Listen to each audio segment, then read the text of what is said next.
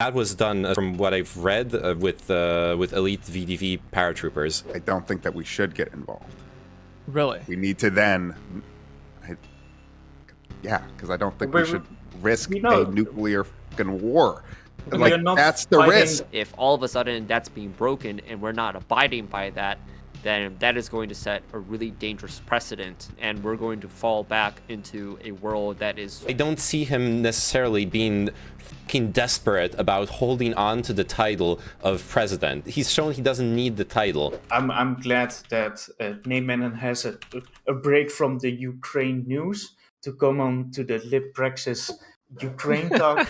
To go back to the Ukraine government news, so I almost feel sad for you. You know, I literally feel like that meme, you know, where the mom's like, "Hey, it's time for your Ukraine breaking news," and then the like sad Wojak is like, "Okay." Yes, mom. That the doomer. Do you know the I see you, Castraz. Shismanizzle. Like that's what I'm thinking about. But yeah, so a name and welcome to the show. Of course, Elysium, welcome to the show. Hi. And we have a guest as well, Captain A. Jones. So Captain A. Jones, go ahead and introduce yourself for us. Yo. Thanks so much for having me. Says is correct. Jones. I'm the host of the Pothead Politics show. Cast. I'm not sure exactly. I'm still working on that part. And that's where I break down the news and I discuss whatever the fuck I want to, which is, frankly, it's been Ukraine. So, follow me at Captain A. Jones, Twitter, Twitch, and thanks so much for having me. I'm excited to get into it. And of course, we have JChaoLive. JChaoLive, welcome as well. Welcome to the show. So for example, Germany versus maybe like maybe we can go into like what's like new. I'll just write it in chat. Like really new, like name you've been following it like super close. So what are the newest and the latest findings or like things around like Ukraine? Ukraine's still standing, which is not necessarily, doesn't seem what Russia expected, and not what everyone else expected either. As far as specifics go, I haven't like finished catching up on like today's news, but I did see like Europe's Macron wants to fast track plans for a European defense force. I'm really curious how that's gonna turn out, if this is finally gonna be like a turning point for Europe and is gonna finally make it politically palatable. Russia, I was listening to Lavrov's like a recent interview, and it seems like the Russia's basically very vehemently saying they're not going to back out. There's a Reuters article that quotes Lavrov saying they're going to see it until the end. That whether that end is, they do acknowledge that there will be further negotiations with Ukraine, but what we've seen from the negotiations 2 days ago was not very credible as an effort. It seems on my read for now is that Russia wants to see if the reinforcements in the north, the huge convoys we saw in satellite images, if they can make Kyiv fall or not, because that would obviously reinforce their position for negotiations. Mm-hmm. So, do you think that the negotiations are going to start, and do you think that will result to something? I don't know. Another thing I've seen someone speculate is that they might, since they've been ramping up bombing civilian targets, they might just. I think they're still trying to save face from a humanitarian perspective, but at some point they might just openly call Ukraine and be like, okay, if you don't surrender, we're gonna burn Kyiv to the ground. Just start indiscriminately bombing everything. And I don't know how that would play out in negotiations either. On the one hand, the Ukrainians seem to react to the violence of what's happening with stubbornness and resilience, but on the other hand, that would be a very, very hard decision to take as a country leader to accept all those civilian deaths in order to resist. I don't know how that would turn out. Mm-hmm. Yeah, that's really difficult. Like, I think I would say the same. That being said, like, what I wanted to ask you all, what did you guys find like really surprising when it comes to like what happened within the Ukraine war so far? So let's start off with ilisium. I mean, I think the most straightforward, obvious thing is how poorly Russia prepared and executed this entire invasion. There seems to be like a lot of good examples of what not to do on display, and like very unrealistic expectations, and all just like came together to make a complete catastrophe. So I mean, that's definitely the most surprising thing. Just yeah.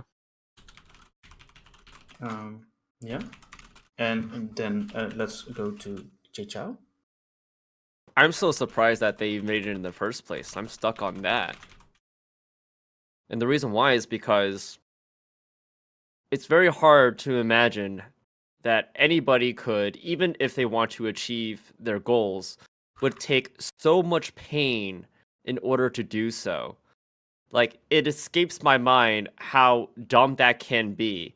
Like Naaman before was saying how Ukrainians' defense and them trying to fight against the Russians is kind of stubborn. But in another way, the Russians are also very stubborn, or what I say, Putin and his regime is very stubborn in this decision making. And it's really hurting them both economically as well as militarily, in both hard power and soft power. Their reputation already was pretty bad. Now, whether or not that's true or propaganda is another question. But when you're looking at, say, at the United Nations, at the Human Rights Council meeting, when the Russian delegate is their time to speak, and you have all the delegates from the West kind of just leave the room, that says something. So they're really shouldering a lot of pain, and they thought, yeah, it's worth it. And that just blows my mind. Mm-hmm. Yeah. Let's go to Captain A. Jones. Yeah, I think the thing that's the most surprising for me as an American is the lack of God, his voice coverage is so that sexy. seems to be being given to Biden. And I want to kiss think that Captain A. Biden Jones deserves now. way more credit than, well, I don't see really anybody giving him credit right now. And I think that he deserves a lot of credit for giving up the classified information that our intelligence agency has gathered to Ukraine, because I'm pretty sure that's what happened. And I also think he deserves a lot of credit, even though Volodymyr Zelensky came out yesterday and kind of poo-pooed the notion that Biden came out and was very vocal about Russia invading. I have a feeling that behind closed doors, they had already had, this is pure speculation, but that they had already had an agreement to be able to do basically that. Biden gets to take a back seat. He's not running in 2024. He doesn't need any of the good propaganda. That's not really what he's going after. He's one of those traditional leaders he's not going to be out there like Trump tweeting about it, telling me to give me credit for basically, in my opinion, having given Ukraine the information and intelligence that they needed to put up the staunch defense that we are seeing now. That's my most surprising. Okay, and then last but not least, Nick? What was the original question? Sorry. What do you think it's most surprising when it comes to for me, what's been the most surprising has been the failure of Russian logistics, which I'm not as optimistic as some people are that Russia is like a week away from losing the war.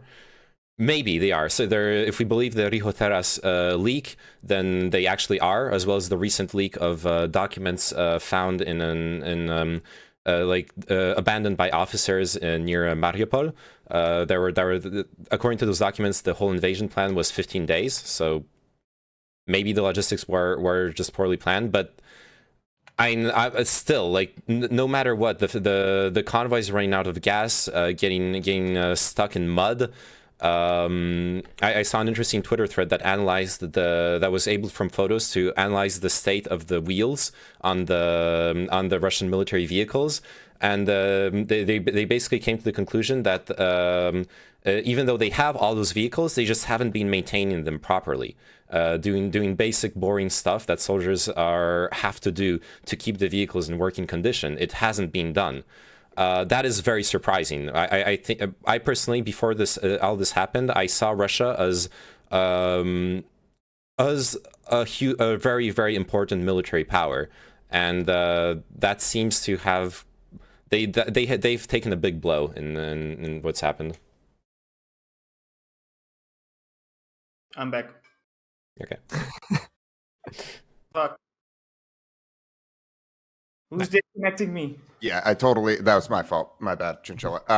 I totally agree with you, nama, because like that I saw the exact same post, and it seemed to have really compelling evidence that they weren't even doing things like moving the trucks on a regular basis. Yeah. And so like you need to start, like, if you are a car owner, I'm a car owner, I have to start my car at least once a week. Okay, just drive it around a little bit, drive it around the block, just to keep things like moving, so they don't gunk up, so that the oil doesn't sit there forever. Like, these are just basic maintenance things that you need to do for vehicles in general, and they weren't. Apparently they weren't doing any of that, and like their tires are popping. It's speculatively the guy that you were citing. Saying that that's the reason that their convoys are on the road itself in the first place, and that they're not going off road. They're staying on these on asphalt rather than getting stuck in the mud. Because if they do venture off the mud, their vehicles are most likely to get stuck because of the lack of maintenance. Yeah. Well, actually, I'm gonna push back a little bit on that, because I think a little bit differently on the Russian logistical problems, that kind of a narrative, in that what really caught my attention in Russia's operations, their military operation, their war, their invasion, is that they're sending in first their like 1-year conscripts. These are untrained, badly equipped, they're like cannon fodder basically. And where do they come from? Like probably the far east of Russia. It seemed like pretty deliberate that they were going to be the first wave, and then them using like World War II kinds of equipment. Like, what are they doing? What is their point? Like, these are, as you said, badly maintained equipment, but it's just old equipment in the first place. It's kind of just, okay, we have this in the first place, you might as well use it. It doesn't matter if it gets destroyed, because it's just plain old garbage. And then when it comes to just like anything logistics, when it comes to like any sort of invasion, logistics are always going to be a problem. And while we can say, yeah, they weren't on top of it, they didn't establish air superiority when they really could, like what's going on there, it kind of feels to me that there's a small chance maybe, that this was all planned. And let's remember, is that like maybe their logistics is kind of like stalling, but they're establishing that now. And when it comes to, I guess, what Naaman just said before, 15 days, apparently, according to that report, if it's true, what is today, like day 7, day 8? We still have a long way to go. I think it is day 8. So it's been like about half over. They're progressing, and they still, to my knowledge, haven't even used a third of what they have amassed on the border, and then they still have more military. The Russian military is a lot larger than what they have amassed along the border. So this isn't to say that, hey, they're having logistical problems, and you guys aren't saying this, I know that. It's definitely not over. Yeah, of course. I just though add the main force of the army does seem to be poorly trained or basic rookies. However, they have been using elite troops when they what was clearly their plan A, to capture the Gostomel airport near Kyiv and establish an air bridge and just blitz into Kyiv really fast. That was done, as far as from what I've read, with elite VDV paratroopers. So they have been using elite troops for specific operations. Yeah. So when it comes to the logistics, then where do we have like necessarily disconnect? Because I don't necessarily like think that it's like Putin's great master plan when it comes to like the logistics failures that they seem to have, but maybe they did calculate for something along those lines. Is that what you're saying, Chao?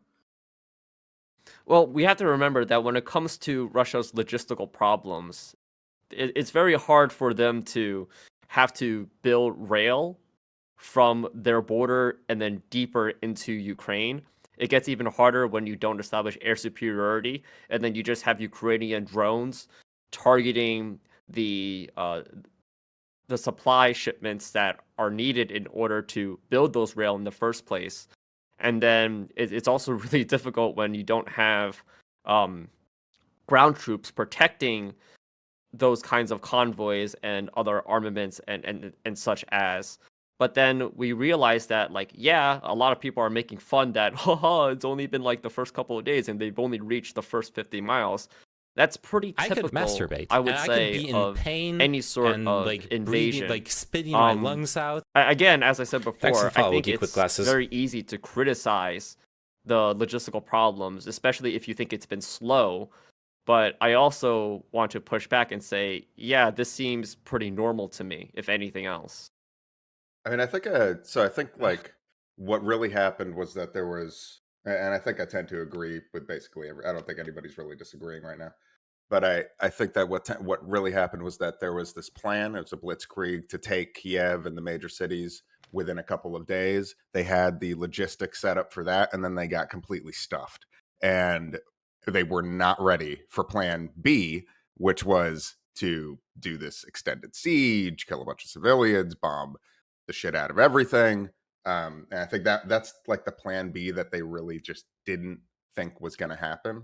I think that this could be chalked up a bit to I could masturbate, and I could be Putin in and the Russian pain generals' and ignorance, like although it's breathing, very like hard to tell spitting 'cause my you never lungs get any out. actual information out of Russia. Thanks to the follow, Yulian, the Romanian.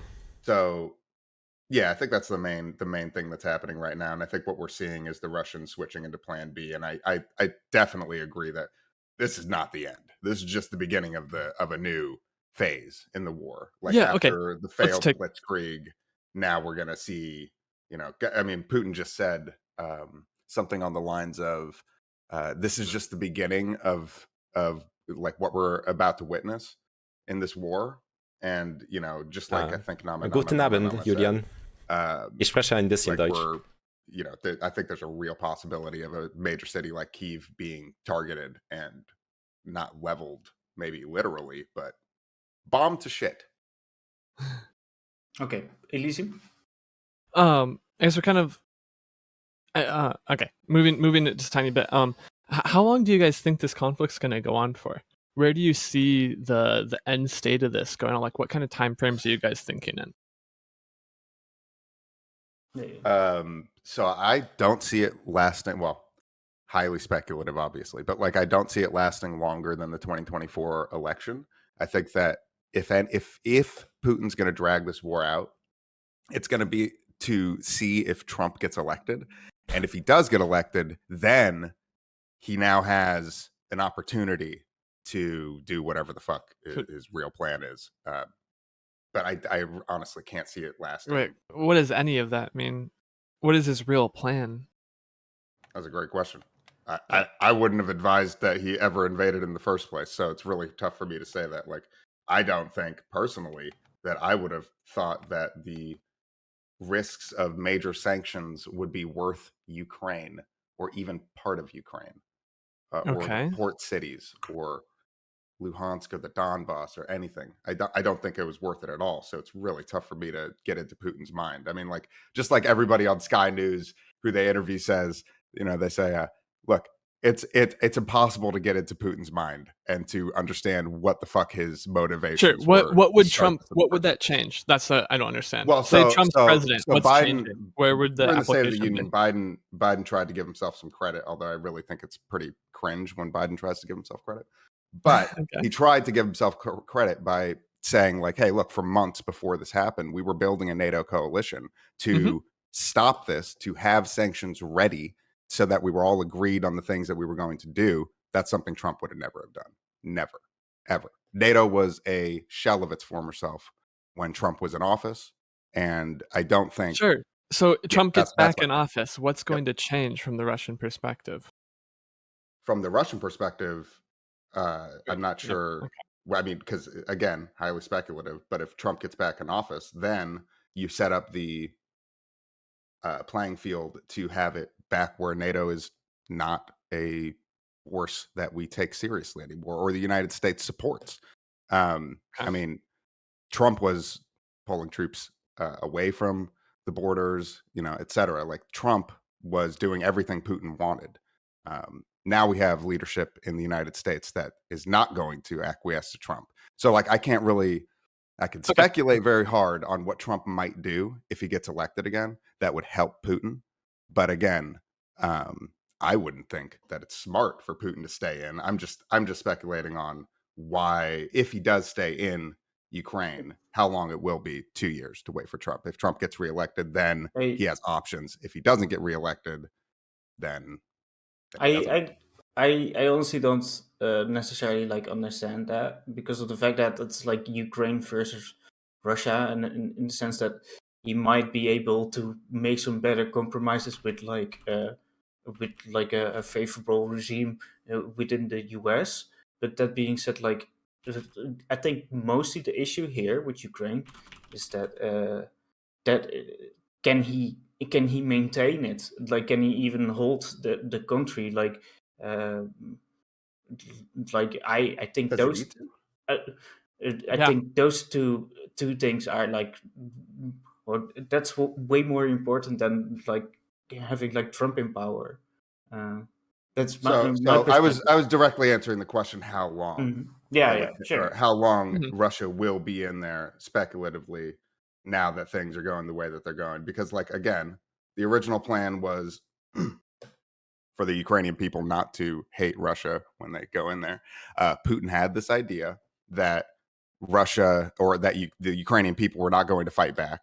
I'm Mhm. sure he did not anticipate the NATO response, because again, if he knew that these massive sanctions, getting cut off of SWIFT, having his banks completely cut off from the rest of the world, if he knew that these massive sanctions were coming, do you think he would have done it in the first place? No. What he thought was that it No, wasn't going to this be is as just bad as. I need to push back on this, because I'm pretty sure Putin was made very well aware of what was going to happen if he did so, and it's very obvious when you think about what Biden has been talking about in his press conferences, what Schultz or Macron has been talking about in their press conferences, and they probably did mention it to him in their private meetings.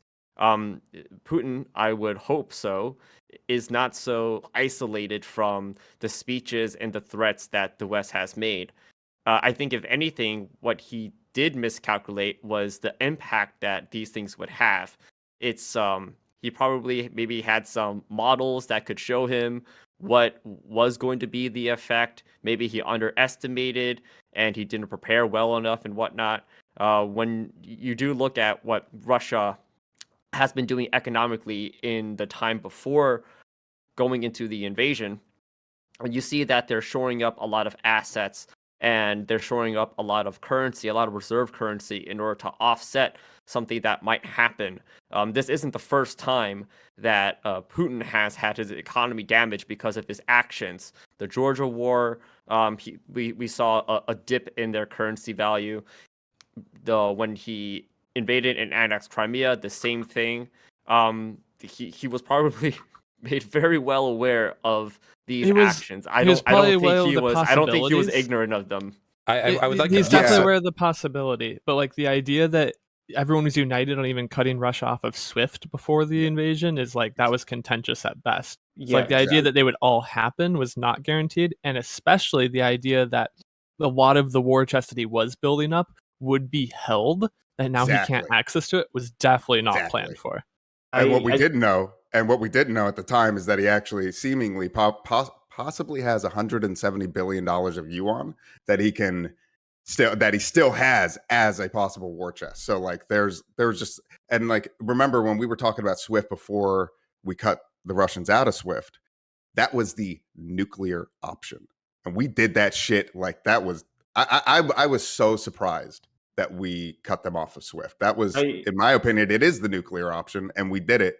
You know, I could masturbate within days. I was really I was surprised by that as well. My lungs just because out. of the fact that Thanks for the follow, if Merkel was still there, I wouldn't assume that it wouldn't happen.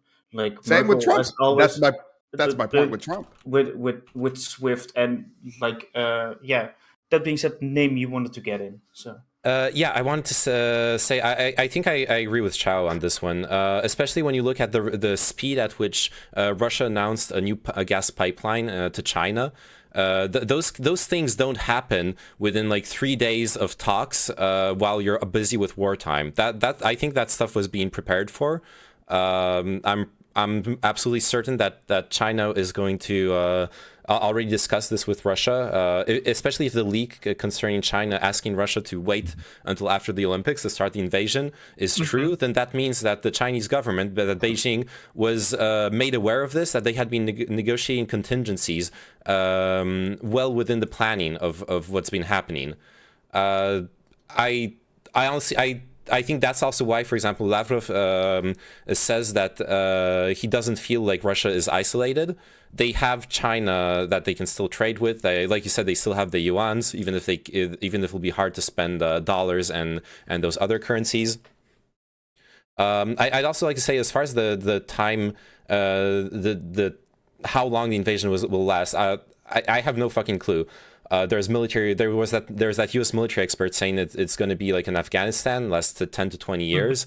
Then there are those leaks saying that the Russian army can't sustain this for more than 2 weeks or 2 or 4 weeks. I don't know which one is true. However, there is something interesting going back to the wheels.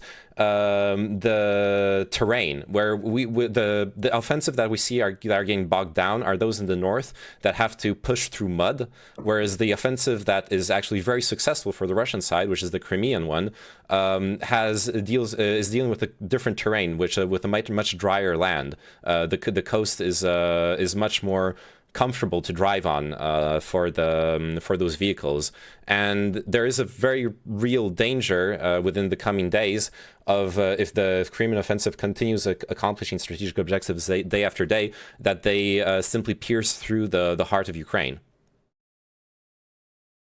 I think so I guess my time frame has entirely shifted to like that decade plus range, just because the like huge.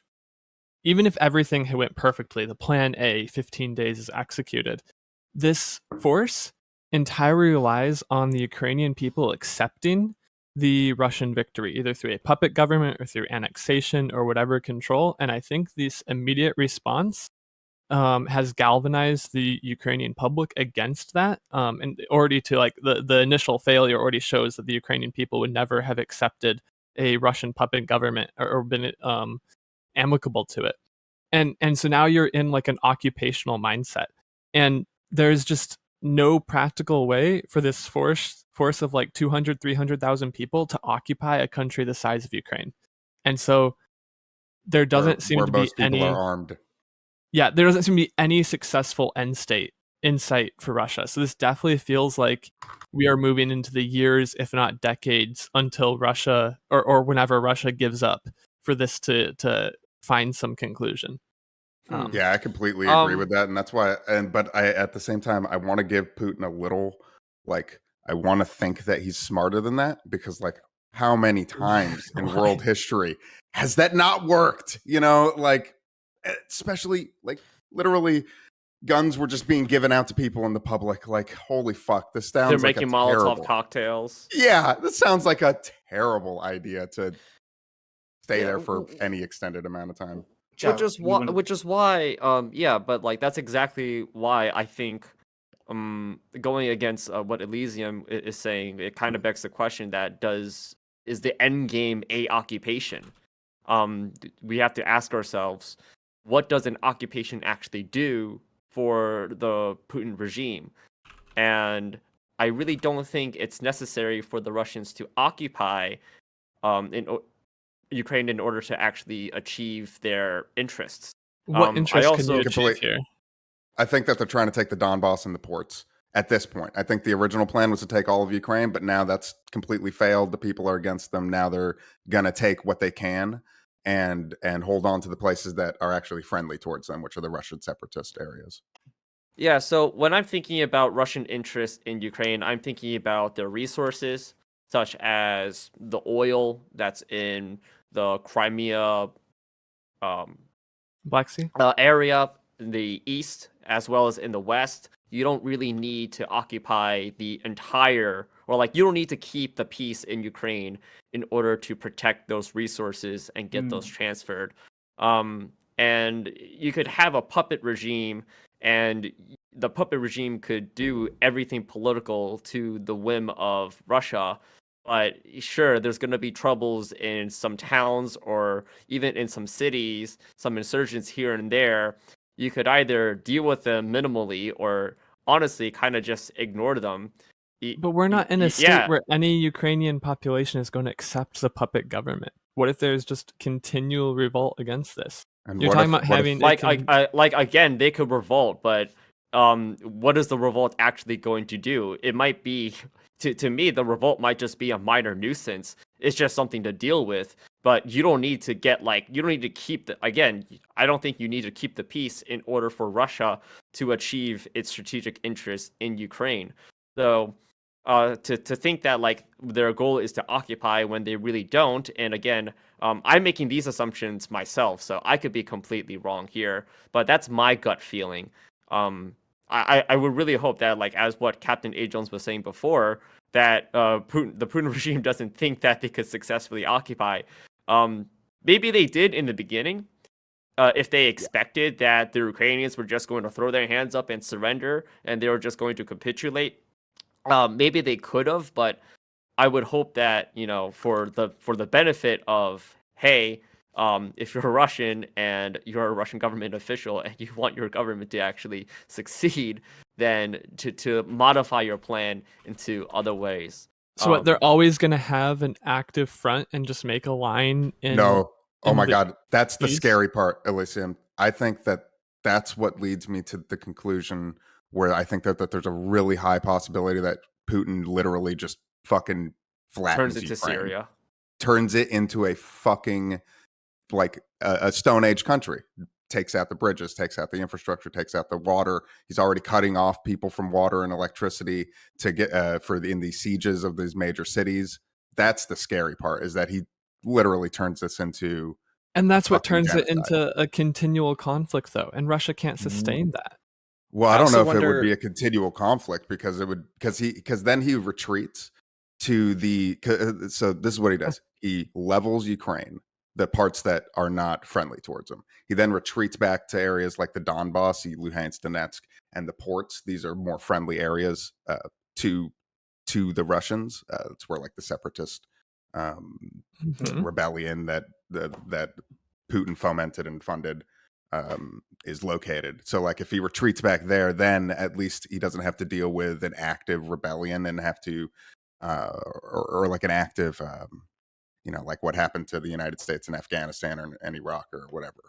Okay, as much of a resistance. I wanted to name wanted to say something. So I just wanted to say also, I wonder what the fallback would be internally. Like, obviously, Russia is not a democracy. The Putin's power is not beholden to the opinion of the Russian people, but there always is a point where you can't keep on ignoring them. And even if he chooses to, the reason I'm talking about this is his war is popularity is based on the propaganda being built around pseudo-humanitarian reasons. The Russian people who believe Russian media, they believe that the Ukrainian government is a fascist government and that they're liberating the Ukrainians in order to not put in a puppet government, not to take over Ukraine, but to allow them to self-determine, free from the West and from fascism and from Russia. That's the official party line. If then the Russians start seeing that cities are being leveled, that breaks it completely apart. You can't continue pretending, and suddenly all the propaganda is going to turn against Putin because he had those claims, and the people who believed in them are going to feel betrayed if they believe what happens. But that's also where the close ties between Ukraine and Russia come into play. People have family there. I think there will be flows of information that no matter how strong the propaganda machine is, might not be possible to control. Yeah, I'm also skeptical of Russia going to level Ukraine for what Neyman exactly said. But something to mention that maybe to give an example of what I was talking about before is just look at Syria. In that when the civil war there started, Assad literally just retreated all of his forces to certain areas where he needed to keep control over. And where he had support.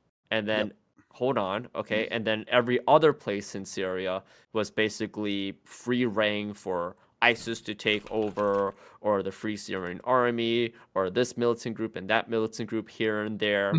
And then from there, of course, he gets assistance from Russia in order to take back control slowly over the years. But what this is to say is that when you want to keep in power and when you want to achieve some interest, you don't necessarily need to occupy everything. Even if you do achieve resistance, all you really need to do is survive.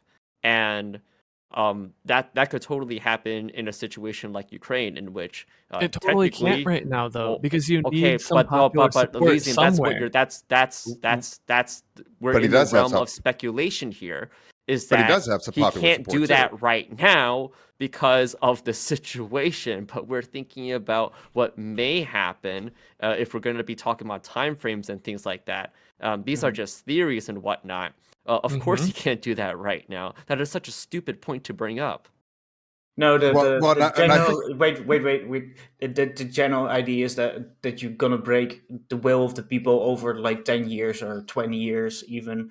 So yeah. Okay, but now we're in. How are you going to do an occupation for 10 years to break the will of the people?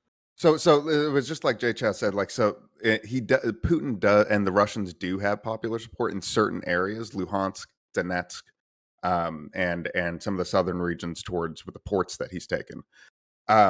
So he can withdraw back to those areas, and again, this is why I keep bringing up.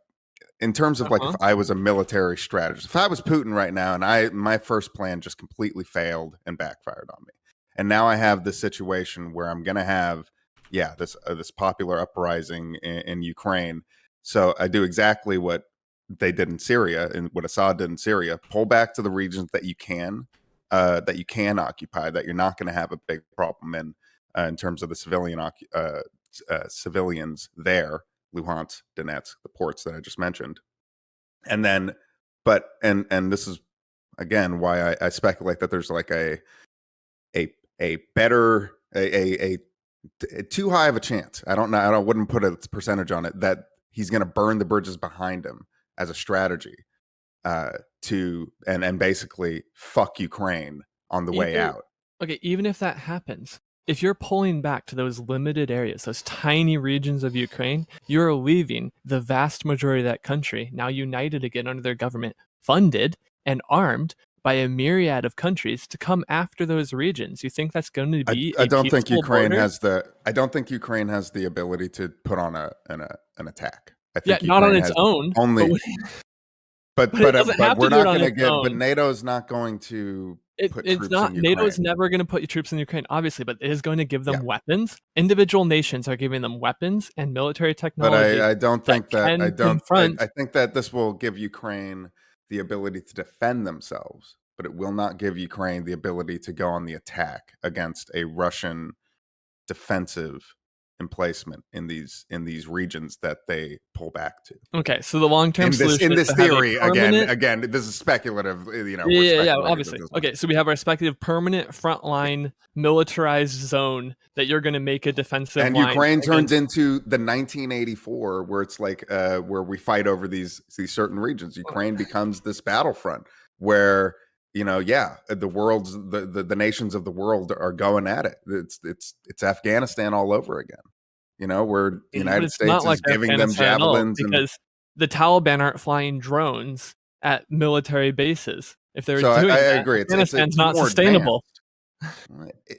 Is that true though? I would speculate that that's not true. I think that the Russians, once they pull back, because again they are on the offensive right now, so they are kind of at the disadvantage. And again, for a lot of it has its logistical advantages reasons, too.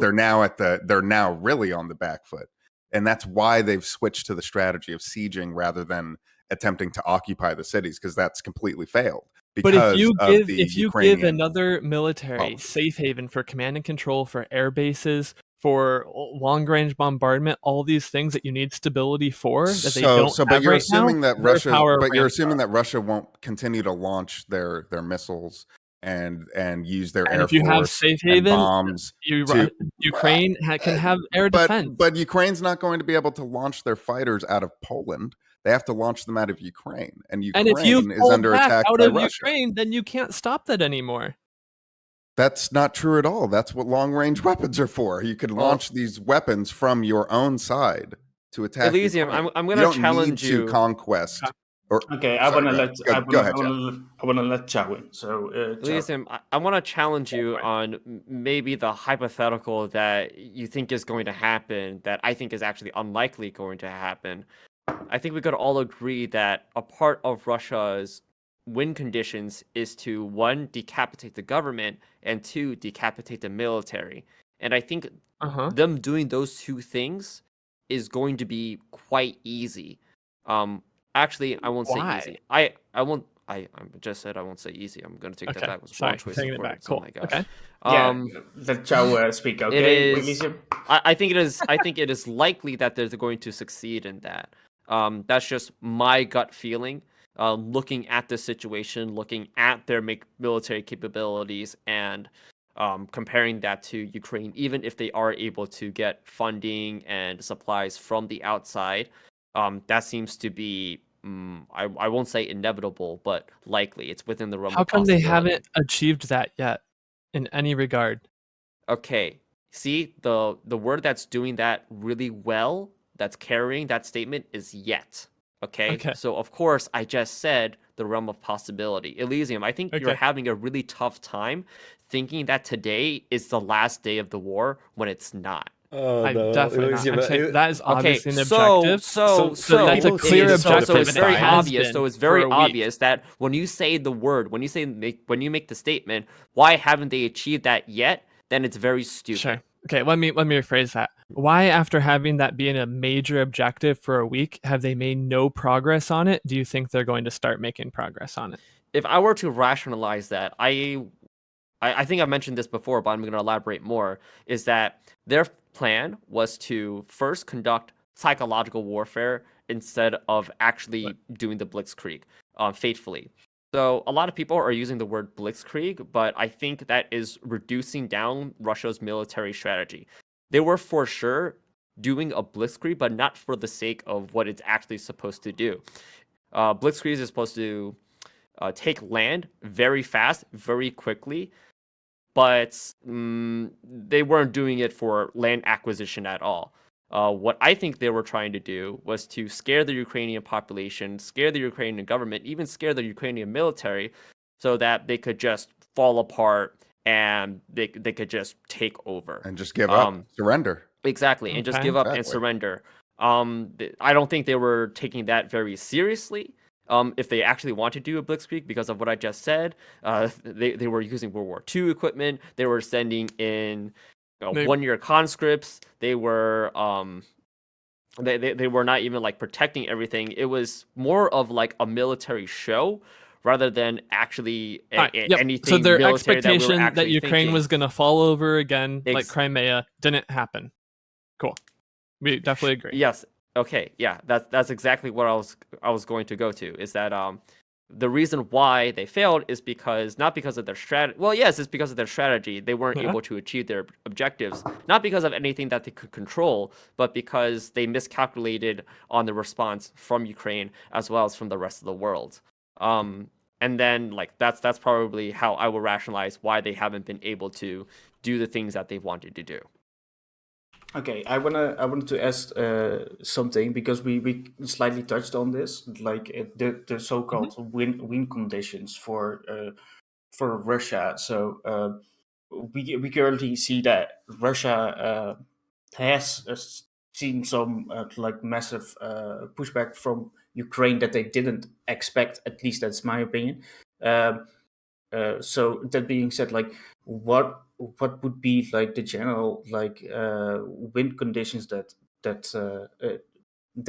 Russia wants? And let's start off with like name, and then we make it out, and then after Chao said them already very clearly, and this is not a secret. This is both what Russia has been saying in their propaganda and what seems to be in Russia's interests is to decapitate the government, get the military to capitulate in response to that, and then replace the government with a puppet government.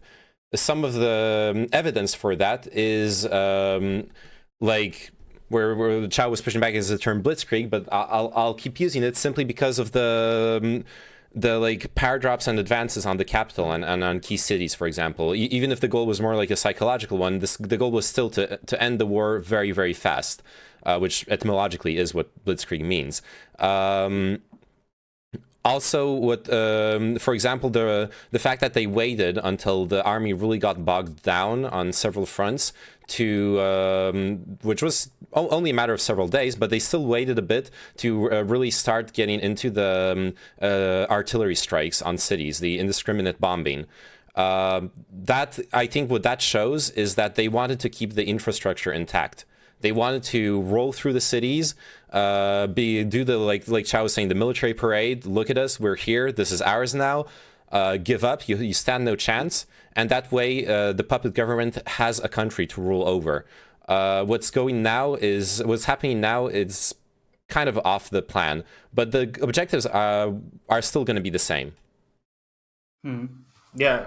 Yeah, my general question was like more like how are they going to obtain that? That was more what I wanted to go for. So yeah, I'm sorry.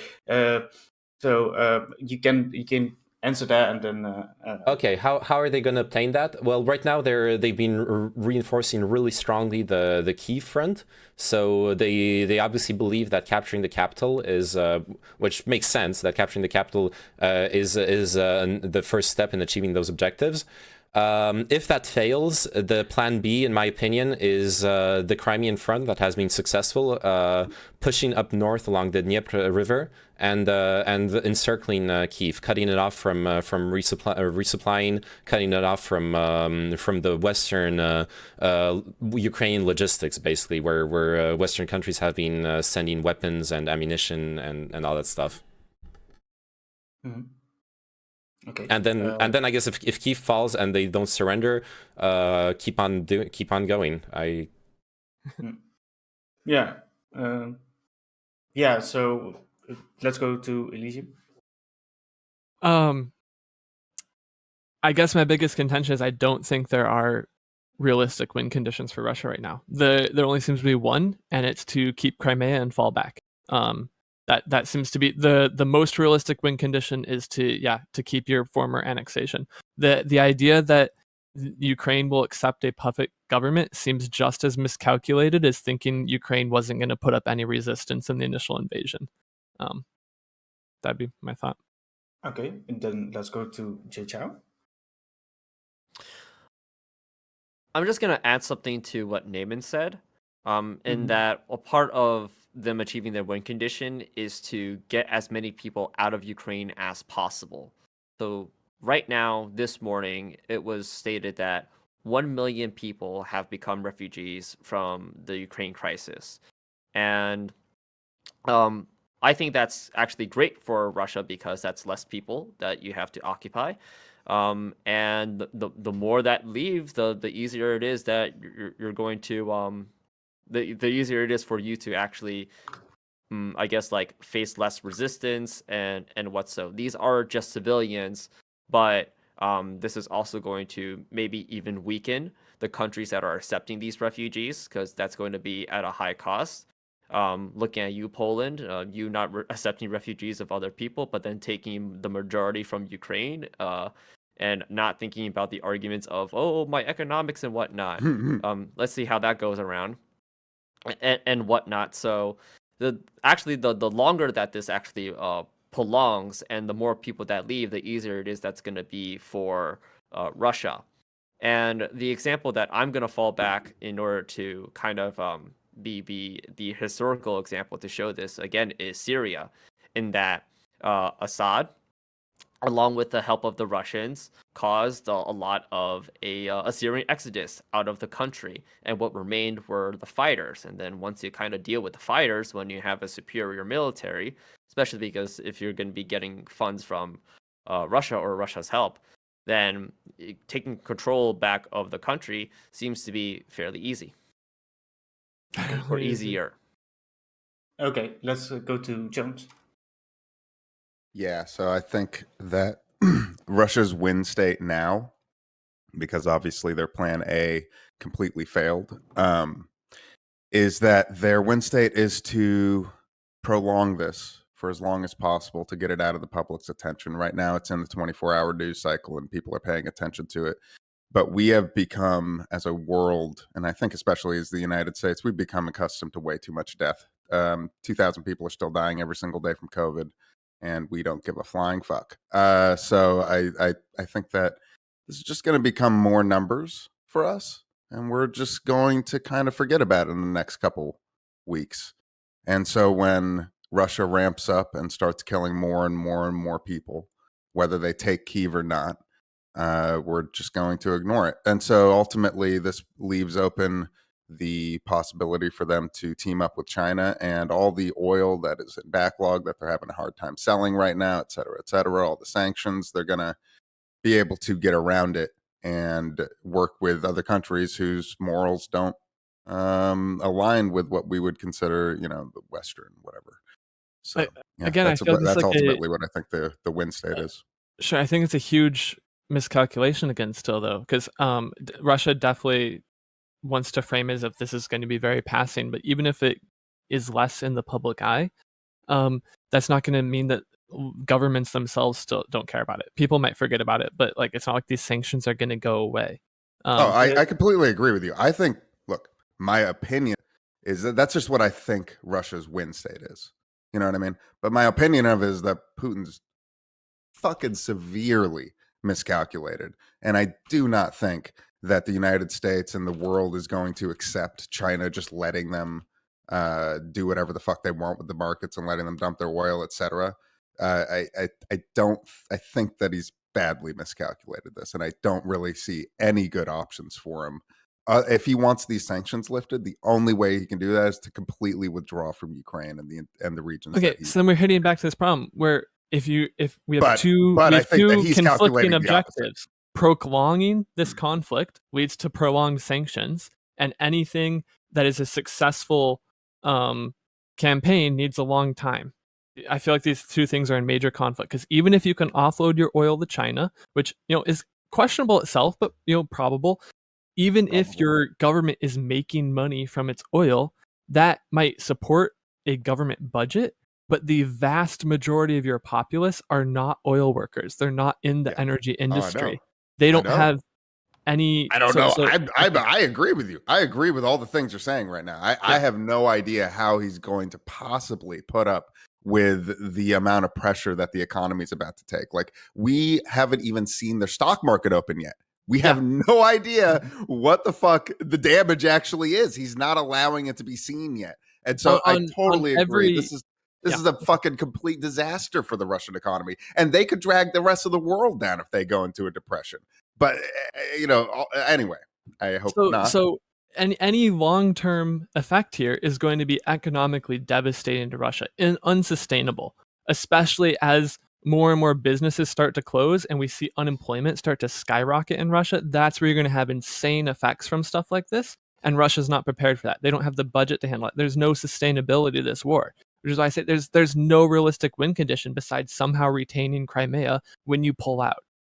I mean, I agree. It's the fucked up part. I think that he's just calculating the opposite, and that's where. And like, I also think we, not intentionally, but we just haven't.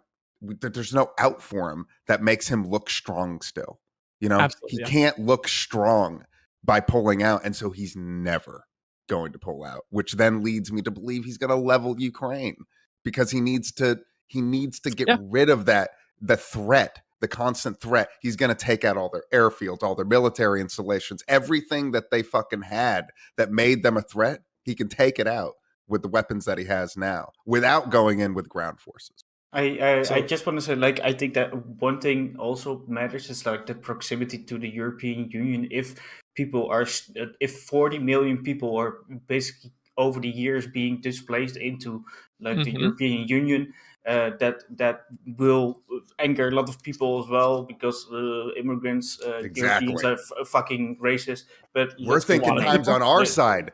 Time might be on his side. That's what he's calculating. But let's go to them.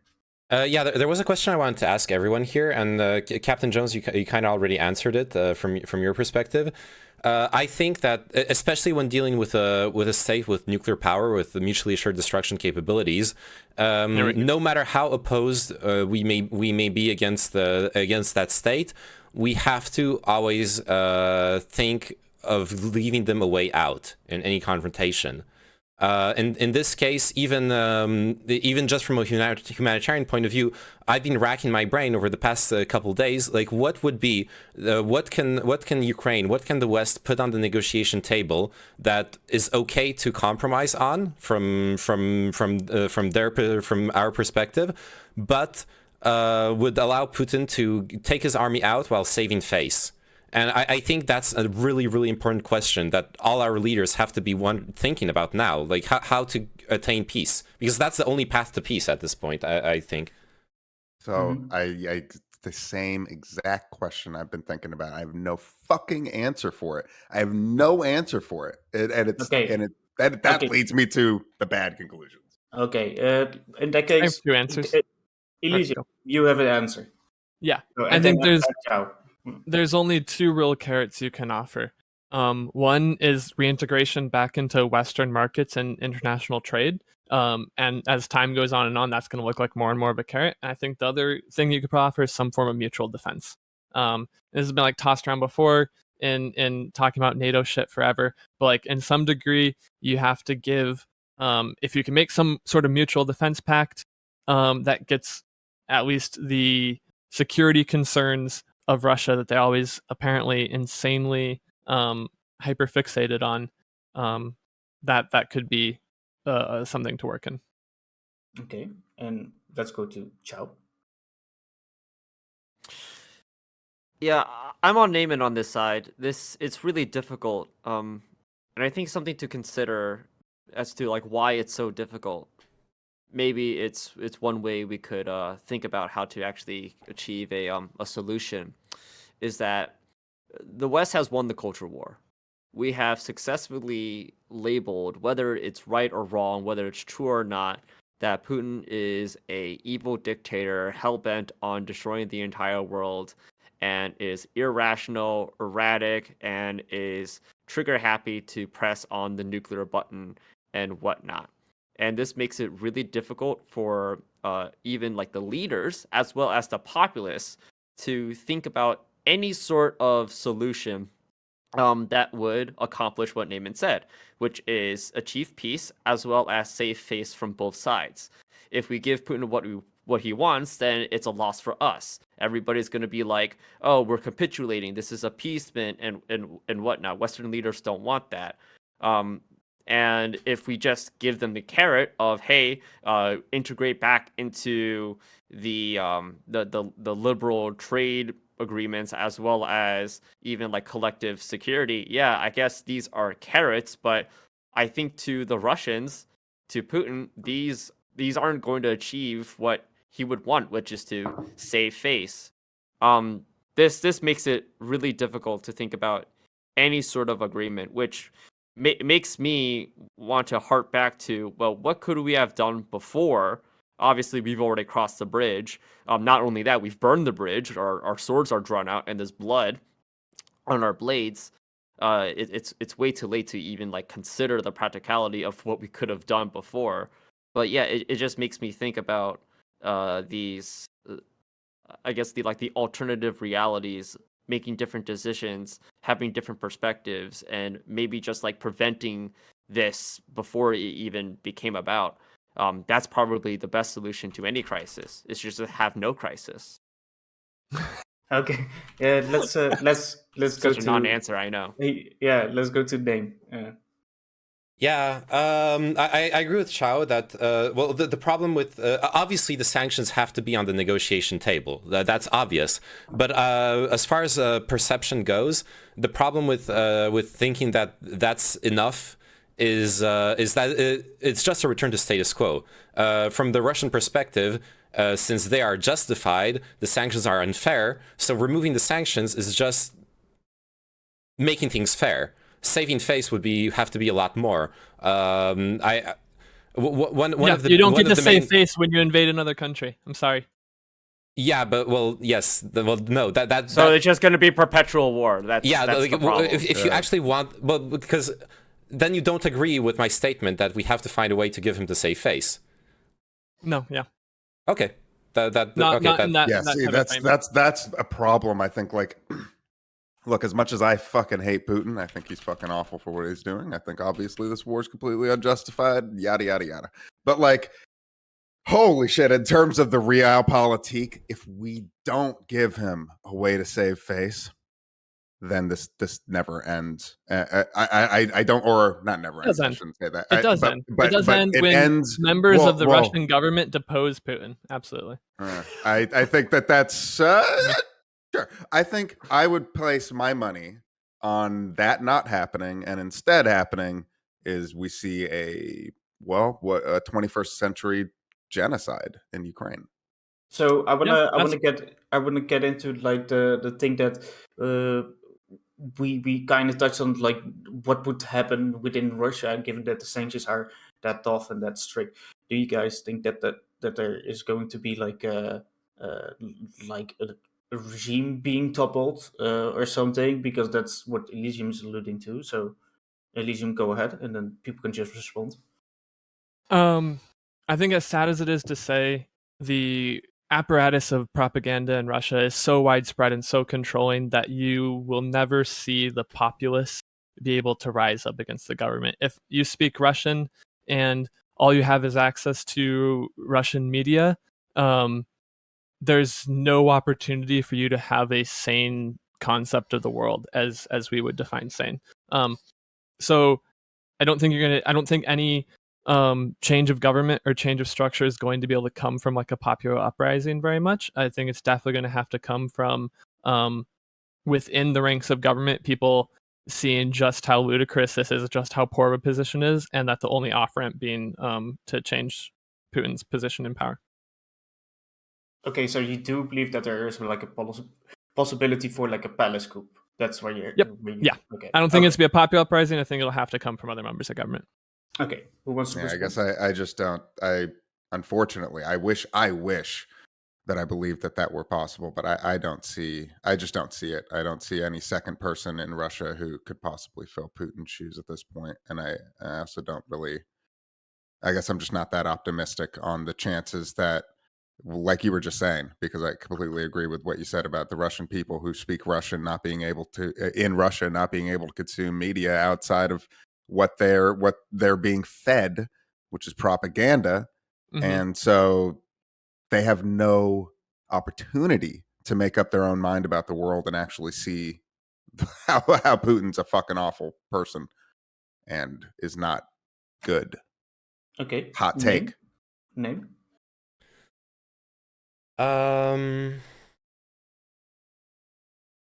Sorry, what was the question exactly again? Got you a second. I was listening. It was how fucked are we? How yeah. fucked are we? And how much more fucked are we going to become?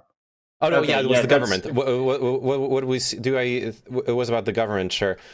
I do think that if the government's gonna be deposed, the only plausible scenario is what Elysium described. From what I can tell, some sort of popular revolution is not a realistic scenario for now. And as for the scenario of the palace coup, I don't know. There's two alternate realities. We don't know which one is real. If the Rijo Terras leak is true, then the oligarchs are fucking pissed at Putin. Possibly even some of his fellow members of government. They see this as a catastrophe, and they are very, very disappointed with his leadership. If that is true, then that is a really huge argument in favor of the scenario of that you're describing, Elysium. If that isn't true, then I don't see any sort of change in government happening. Okay, let's go to Chao.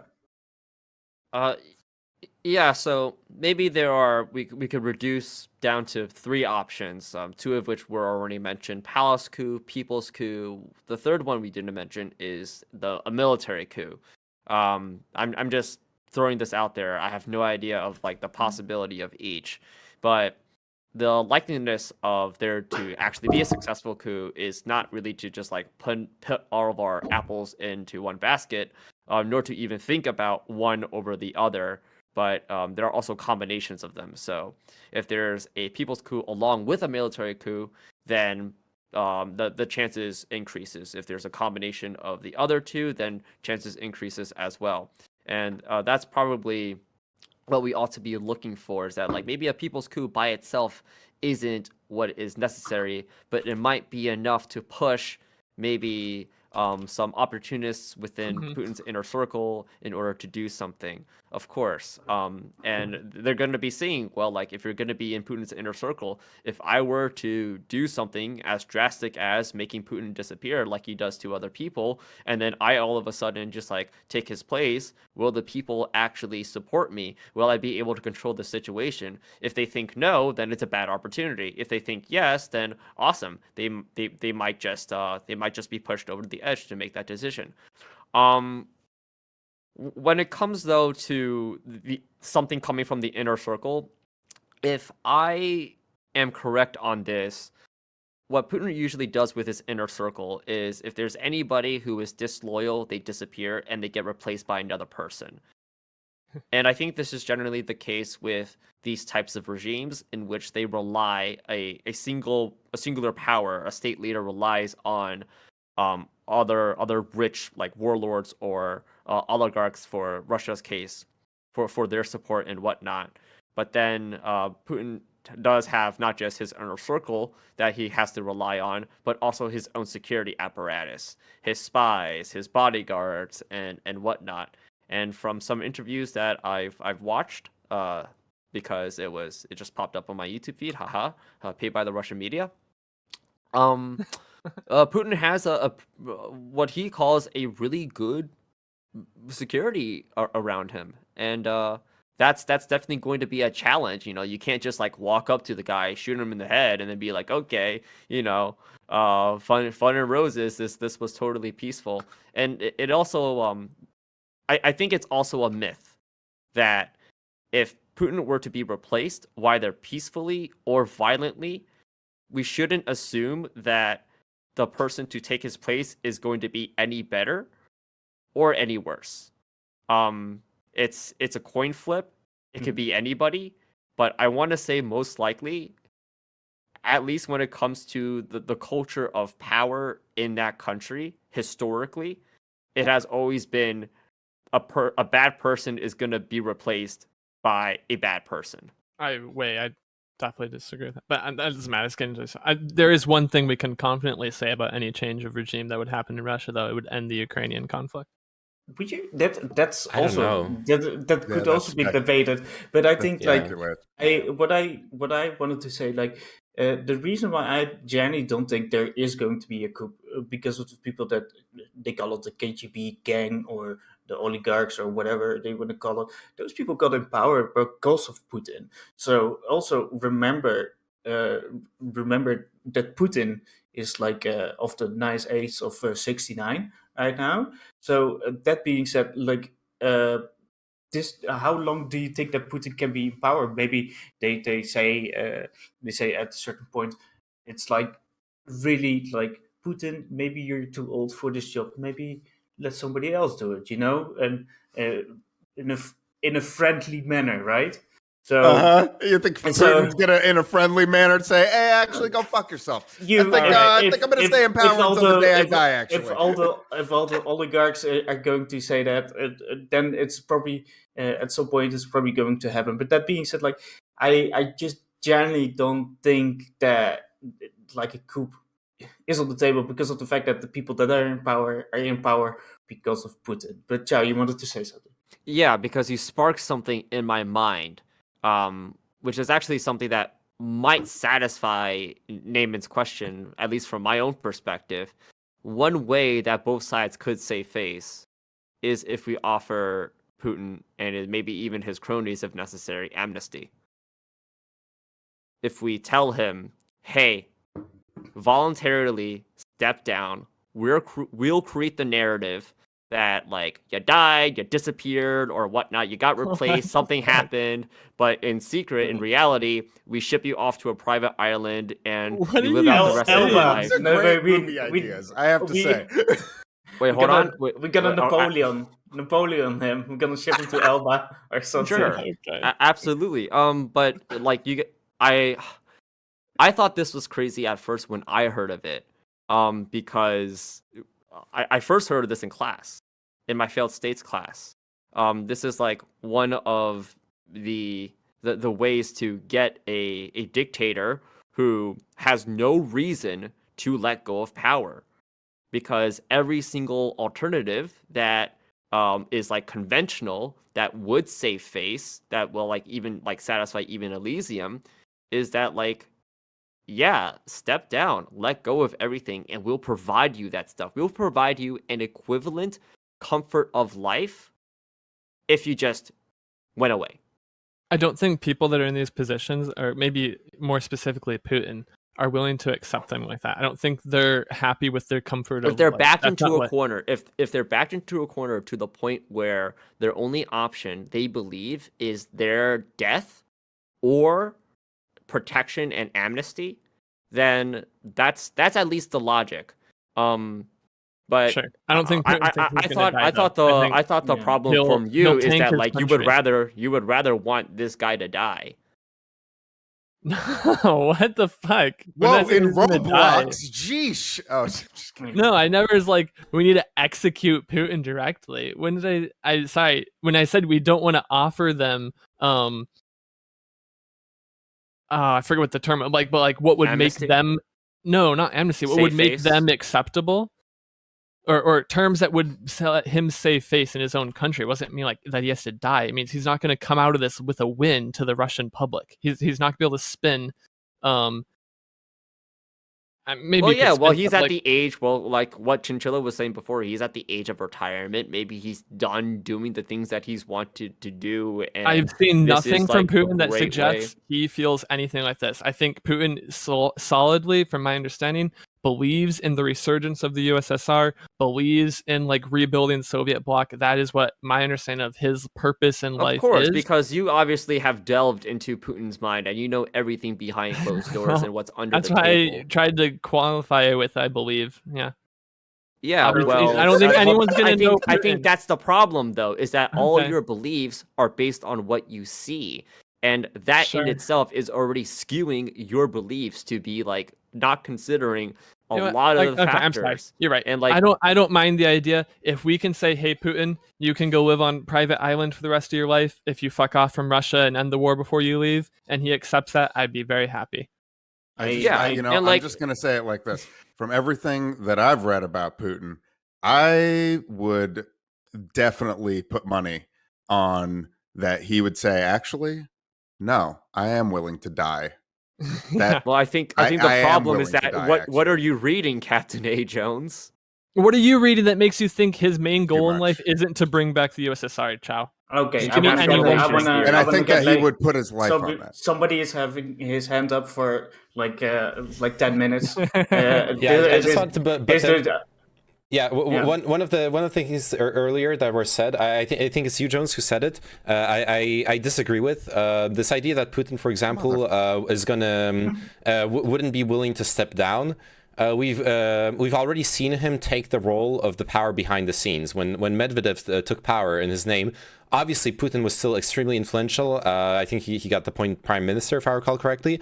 But he doesn't need to have the title. He's shown that already. Wait, I totally disagree. That wasn't behind the scenes. They just transferred all the positions of power to the prime minister, and he became the prime minister. Yeah, this is not leading from behind the scenes, buddy, at all. Sure, but what I mean is he doesn't. If he starts aging, I don't see him necessarily being fucking desperate about holding on to the title of president. He doesn't. He's shown he doesn't need the title. Whether he will still wield power, of course he will. But I don't know. This idea. If you think he can go to a private island and still like lead Russia's politics, then I'm not okay with that. No, the private island thing. Chao already clarified. This is in a scenario where like the choice is between death and that. Like this is a hypothetical scenario where we're nowhere close to that. Where the Kremlin is on the border of total collapse, and we're like, okay, like help us like clean this shit up for a day, and you can fuck off and have your private island. Like that's a complete like hypothetical scenario. But do you think it's a great movie idea? That's the yes, it is dope. If our geopolitics is great movie ideas, what the fuck is the point? Well, Chinchilla, the way that you frame it, I think it's very disingenuous because I'm making a joke. I'm making a joke, dude. This has happened in history, and we just probably don't know it. Yeah, I'm gonna ship off Putin to the Hitler. I'm gonna actually try to find the papers that I read this from.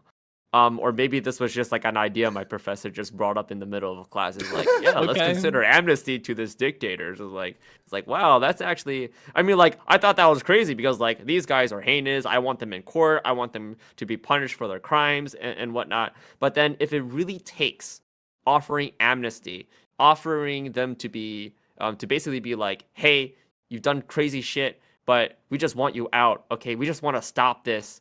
Get out of here. We're not going to do building shit. off-roads for crazy dictators could be really interesting, but it revolves around that dictator just wanting to have a nice, comfy life. And I don't think that describes Putin. It also revolves. Hey, if it were me, I would want that. I would want that comfy life. Okay, Yeah, but you're not. No, name. It also really revolves around them being on the precipice of complete downfall. Yeah. If they're not on the precipice of down, like there is a historical example, right? Everyone mentioned it. Napoleon got sent to the island of Elba, but that was only after his empire got defeated. I don't know how. I don't know what needs to happen between now and this hypothetical future to actually arrive at that situation. I feel like we're very, very far away still from that. So the other thing that we haven't considered is that it also revolves around the West accepting that.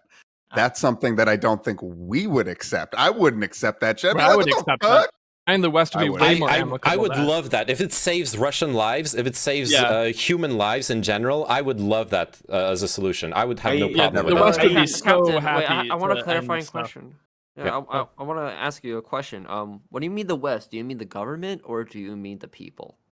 I mean everything. I mean everything in the West. You know what I mean? I mean, no. Okay, obviously the people aren't going to know about this. Like, it's the government is definitely who I mean, okay. not the people, because people. I mean, like God, that's just. God, I would fucking hope so because to me so far that's been the only idea that I could think of that would end things. Oh, I like your idea, but I guess I just think that Putin he's the type of person who would die to go down making the Russian Empire. You know, he's going to die in that position is my belief. I don't think there's any other way. And whether that's by, but something, I want to go back to something that somebody said about Putin's intelligence or rather like the security that he has around him. Yeah, how is anybody going to get close to him when he won't even sit within fucking 30 goddamn yards of his ministers at the table? Okay, it's very hard for me to believe that he's ever going to get going back to the oligarchs taking over, that's ever going to happen. And so it just leads me to believe that he's going to be there forever until maybe the military coup is the most likely option. Oh man, I wouldn't even frame any of like the a coup or booting Putin from power as like assassinating him. I think if you have enough support of like to form the Russian government and just oust him, I mean, I don't think you need to kill him for that. Whatever. I don't know. The specifics of coups is gonna get fucking crazy all the time. Yeah. To be fair, when we talk about Never. like if we have like the example of Napoleon, the reason why they don't kill like kings and that kind of shit, because of the fact that they still have like the respect for those people.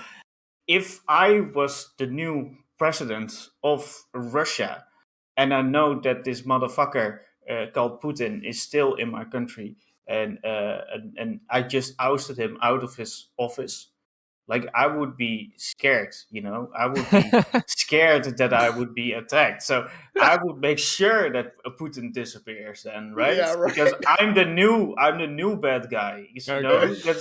that's that. I think that's also like a thing that you need to take in consideration. Sure. Yeah. That being said, like an interesting plan. I would, nice, Great plan. I'm sorry. I think it's funny that the movie ID, like I can just totally see it. But He's in our time. yeah. That being said, like yeah, we talked about the coup and where do you think that if these sanctions, like definitely like the oil sanctions and the natural gas sanctions and that are going to affect like the normal people? But we don't necessarily think that there is like going to be like a coup, like or something along those lines. Now, how do you guys think that the Russian people would be affected overall? Like, so name name first. Yeah, sure. I see two scenarios, and I don't have the knowledge to like try to ascertain which one is more likely. Like on one hand, in the countries which have had sanctions, there have been not many, but there have been examples of people recognizing the sanctions as legitimate, or at least that it was on them to change the government. I think the example that's always cited is South Africa, for example. But on the other hand, especially in a country with strong propaganda, and this is something we've seen, for example, in North Korea, is whenever we impose new sanctions, everything people hear is the West hates us. The West hates you and wants to hurt you and is doing those things to hurt you. If that is the narrative, and it will be very, very easy for the Russian government to spin that narrative, then it will lead to resentment. It will, and not towards the Kremlin, not towards the Kremlin, but towards us. Mm-hmm. Okay, interesting. Anybody else? Yeah, I mean, I think that it's really hard to tell, because honestly, the amount of propaganda that the Russian people are fed, the spin is obviously, and it's already started, is that the West is just doing this to punish them, and that they're, that's the West is the bad guys. That's the narrative in Russia. So, we've seen demonstrations and stuff that have been almost immediately broken up and people arrested. Inside of Russia, it's very hard to speak out against the government, damn near impossible.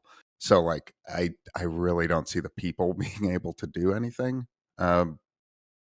And that necessarily being a factor that even Putin considers, because of how his security forces inside of Russia have been able to stamp out any resistance thus far.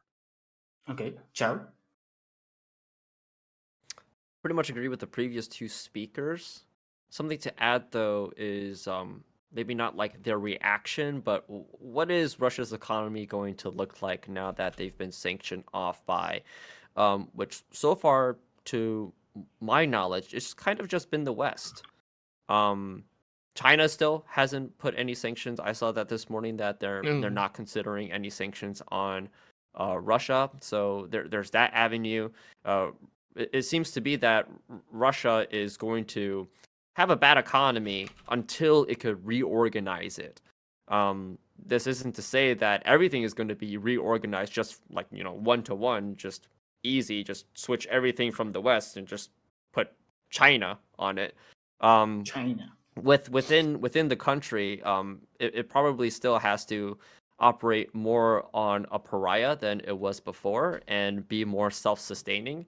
And I think that's kind of what maybe Putin wanted Russia to be in the first place, considering that Elysium, you've been really I'm sorry. difficult this time. Sorry. Okay. Just the idea of suggesting that someone wants their economy to be halved and like be independent. Sorry, just seems a little silly, but okay. Well, just look at North Korea and just look at Iran. They're willing to take a lot of economic damage or let go of a lot of economic opportunity in order to achieve their interests, right? It sounds as crazy to you as how I think it, but it is what it is, or at least that's how I rationalize it. But what I'm saying is that if you look at, if you're in like a position of power in the Russian government, and you see that in order to do the things that you want to do, no matter what, and you're going to be getting this response from the rest of the world, cutting off trade, cutting off this economic benefit, is it really a benefit to you if you're just gonna like get damaged by it, if they're just gonna like take it away from you? No, it becomes unreliable. So like there's this idea that trade interdependence is not as simple as people make it out to be, in that you trade, you're good, that's the end of the story. No, if one side has a lot of leverage over you on that trade, then perhaps what's rational is to not rely on that trade.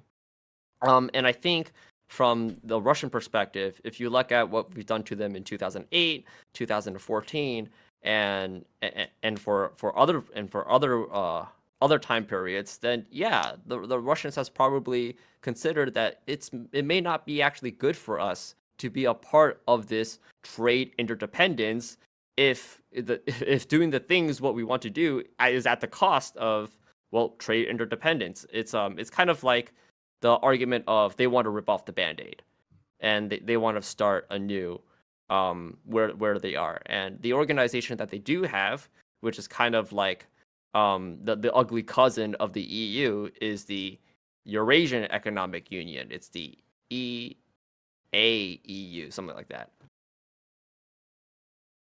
EA Sports. No, but let's sorry. Let's go to Elysium. Yeah, okay. Sanctions, I think, already have had a lot of effects on everyday Russians, and I think they're starting to realize that. I think it's have a lot of business effects.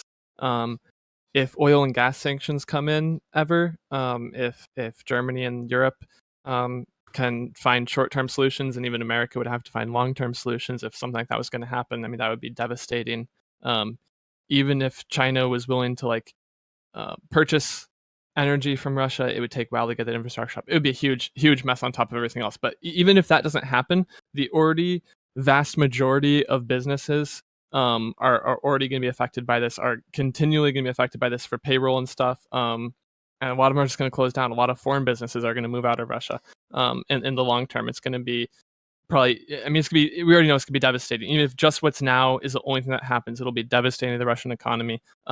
And on top of that, as we see more and more private businesses voluntarily removing access to Russian markets, maintenance and supply to goods that are already in Russia, a long-term catastrophic downfall is going to come. If this lasts for any extended period of time, is going to be insane. You are looking at like reorientating your economy to decades ago. Even if you have new supply, just like to shift over is going to be insane. If it was so easy for countries to just not be reliant on international trade, then every country would do it.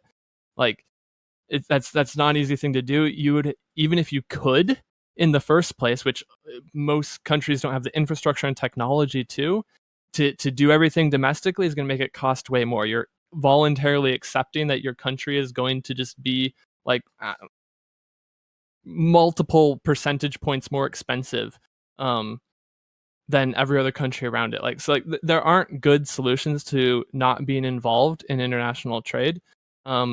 There could be like a massive decoupling stuff. There's a lot of theoretical stuff there. The base point there is that the Russian people, this isn't their objective. They want to be integrated with the West. They want to be integrated with these markets. They want to have a peaceful and hopefully in the future more liberal society. They want to be in the democratic liberal world. And that's going to be a huge contentious point with the government that might have other objectives. There's opposition with what the people want. The Russian people largely don't want war. That's why this has to be phrased in a defensive context, and like a liberating context. So once you move away from that, once even the propaganda can't justify carpet bombing or a decade-long conflict or occupation or any of these things, there's huge problems brewing. I don't know. Being in Russia sucks. The idea that they might close borders or have martial law sucks. Foreigners are all going to flee. Foreign business is all going to flee. Yeah. Okay. The other one point I want to make about there does seem to be on the negative side around sanctions from the enacting sanctions. The propaganda that Neyman was talking about, how they're doing this just because they hate us and don't like us, is really strong. Also, the propaganda of no matter what we do, they're going to sanction us just because they don't like us and they're trying to bring us down is really strong. And I think a big important factor in counteracting that to some degree I feel like has already been missed is when you're going to apply sanctions, I think you need to be very clear about the end conditions to those sanctions. And that's something that's like part of the disorganized mess of having a bunch of different countries and the EU not being fully on board with what it wants to do with things beforehand. If you don't give clear end conditions, then it leaves it open to just say they're going to do this no matter what we do. They're going to do this just because they don't like us. They just want us to see it fail. But if it can very easily be pointed to like, hey, the second Russia leaves Ukraine, these sanctions will end. And you can harp on that over and over again. It makes it a lot easier. It's just very hard to do that because I feel like a bunch of different countries probably have different end conditions for what they see sanctions should be. And Ukraine's obviously going to have different endpoints. They probably want Crimea back in the long term. And it's going to be interesting to see how the international community works out when sanctions should end. Okay. Yeah. That being said, like we reactions a little bit shorter. Like Elysium, if you wanna just monologue, you can start your own stream back up. Okay. Again. Yep. So wow, savage. Okay. Name and go ahead. There's a lot to respond to. There's a few things that I feel like I have to push back on. First off, as far as foreign investments are concerned, Russia has already taken measures to counteract that by blocking foreign investments from taking their investments out of the country. So like BP, all that stuff, they have a really hard choice here where they either let their like units of incorporation keep on functioning within Russia, or they just let them tank. And obviously they're going to let them continue to function.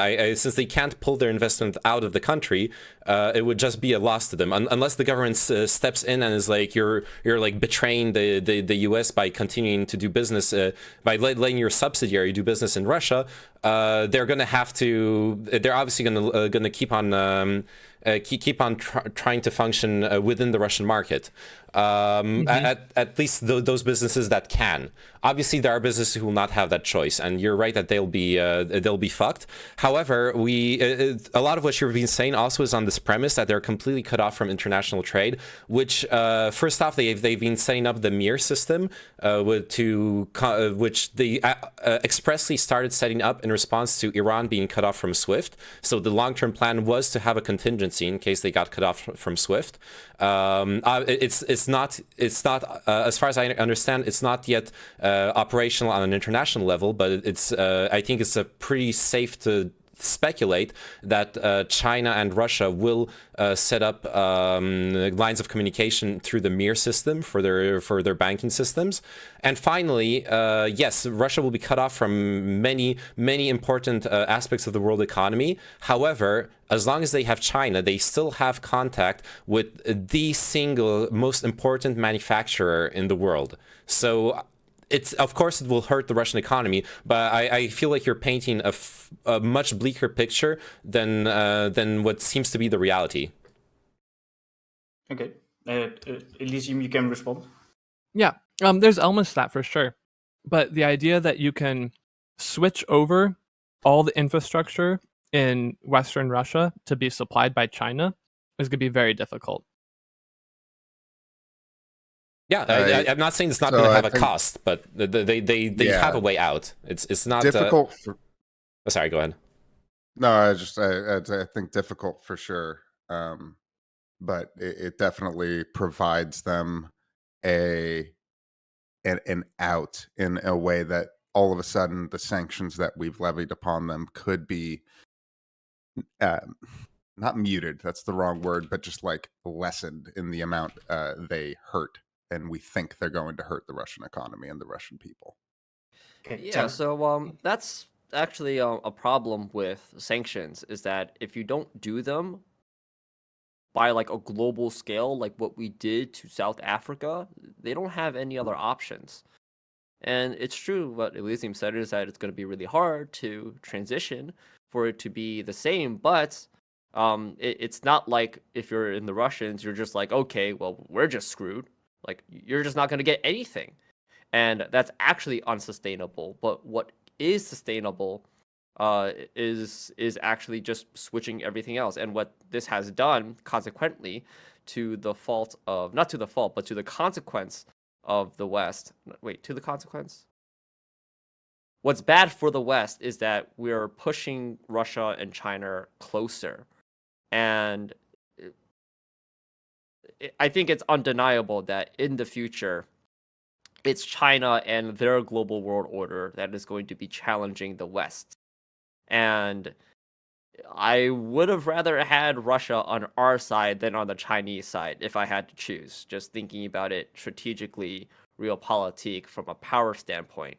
But we've definitely made our lives a lot more difficult when it comes to having to deal with the rise of China. Yeah, I mean, think about the worst case scenario is that Russia and China actually do become good trading and even military partners. That seems to be the case. Like, if things go it's the worst same case way scenario for us in the realpolitik, like you were just saying. I completely agree. I don't think you could just say there and it'd be really nice if Russia wanted to be a liberal democracy and integrate more into the EU and the West and help confront China with us. Of course, that would be awesome. But if having Russia on your side of the liberal democracies means that we get to sacrifice Ukraine and have 40 million people more live under Russian authoritarianism, then no, I don't agree. I don't think it'd be nice to have Russia on our side then. Well, I think that's the problem with NATO, in that there are two values behind NATO. One is security, and the second is what you said, democracy. Can be used like an octopus but to suffocate when and pull apart my when you put those arguments. two together, then what you end up is Thanks for the follow, half-assing both. TechniDiff. If you wanted to maximize security, then you really wouldn't consider democracy. You would just let Russia join. I think that's a good thing. I don't think we what want to be only focused on security, and I don't think we want to be only focused on liberal democracy. I think that's fine. I think we can engage. And I think that's fine for you to believe that. However, what this has caused is the detriment of our security, and that's the point that I'm trying to make. And that's exactly what's happening. Is that we've pushed Russia and China closer. The reason why is because we consider democracy. And the expense, the trade-off, is that we have decreased our security in the future. And if you're okay with that, that's fine. But from a realpolitik standpoint and from a survival standpoint, which to me is the priority, I don't like that at all. The second thing is that not integrating Russia into NATO, I think was a mistake. And it's not even a mistake from a real politics standpoint. It's a mistake from a liberal standpoint. The point of liberalism, at least what they argue, is that when you achieve trade and when you achieve cooperation, whether it's economics or security, the idea is that you influence that side and then they transition. Because in order for capitalism to thrive, which is what we're going to be providing via trade, then a middle class is going to grow. They're going to demand more rights, and you need more liberties in order for capitalism to actually grow. Now, China definitely has challenged this idea for sure, but I don't think the same is for Russia. And I think in some cases, we were actually doing that.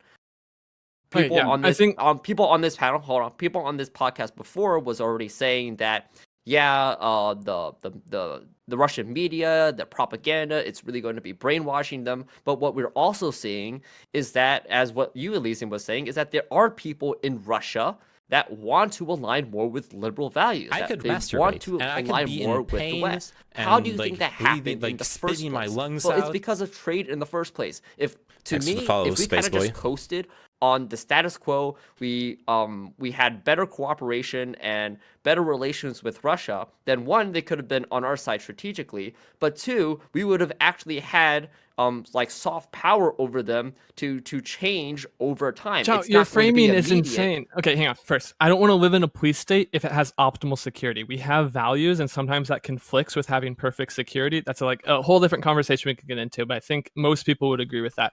Also, this framing, I feel, is really off, which is surprising because we have been integrating Russia into NATO. There have been more and more joint stuff between Russia and NATO over Afghanistan, over Syria. And do you know what ended that? When Russia annexed Crimea. So if there's any fault for why Russia isn't continuing to integrate into NATO for multiple times throughout history, post-Cold War, it is because Russia has done crazy, undemocratic, unliberal thing.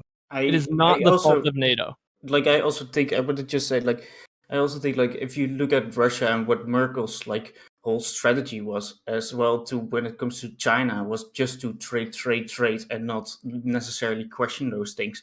Like, we've been in the past on Lib Praxis, we've been like criticizing like Germany around this issue, around this topic. So yeah, I think so I think we definitely tried, but it's like it's the fault of Russia that didn't succeed. But name you. I kind of want to respond, but okay. Go ahead. Go ahead.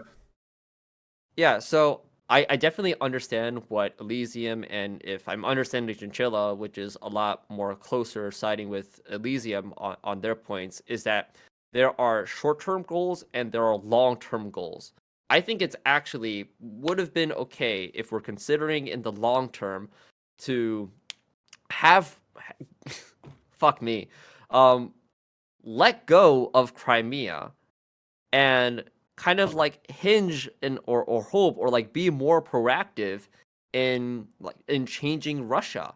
And I think what ended up happening in our reaction to Crimea, in which I would agree with you, is that if that's a value that you want to protect, and if that's something that's gone too far, no matter what, then sure, by all means, all the power to you to believe that, of course, is to... God, I had something to say. Fuck me. No, I overall I understand the appeal, like to appeal to Russia and to try to bridge the gap. I just don't think that from the West side perspective, like that we didn't do that or something. I know exactly what's going to happen. But what ended up happening is that we completely cut them off from our relations. And this is having the opposite effect of what we ideally want, which is a more democratic and more Western-like Russia.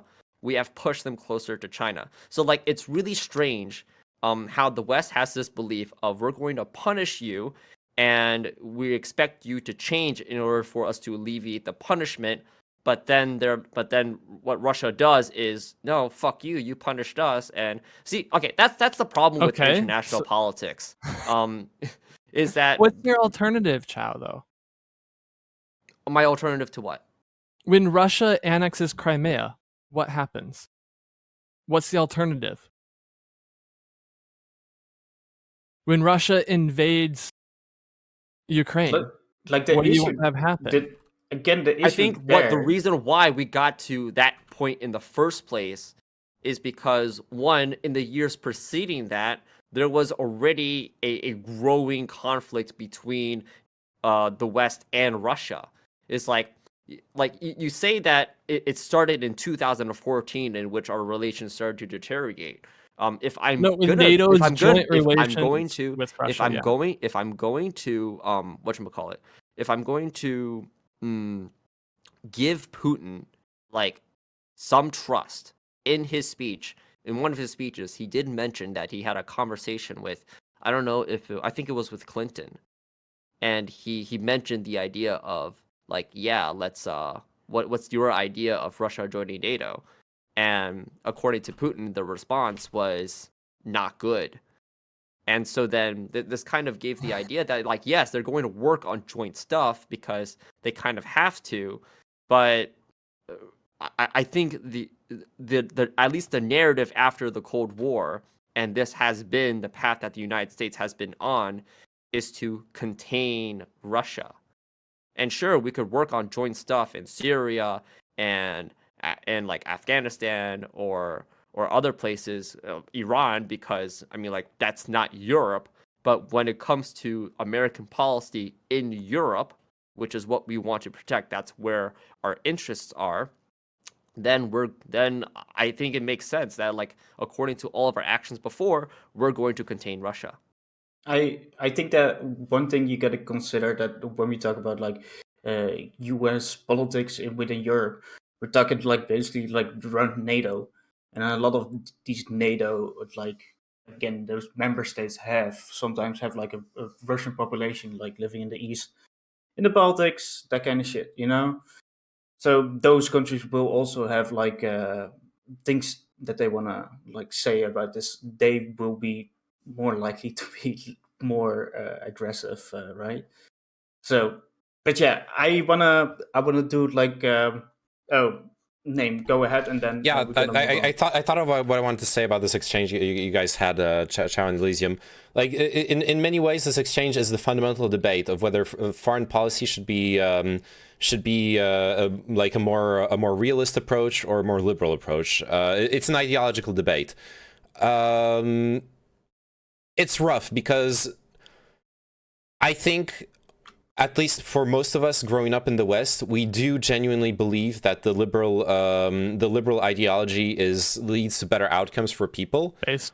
But it is also rough because there is such a thing as a guerre politique. There is such a thing as very real consequences requiring moral compromise, and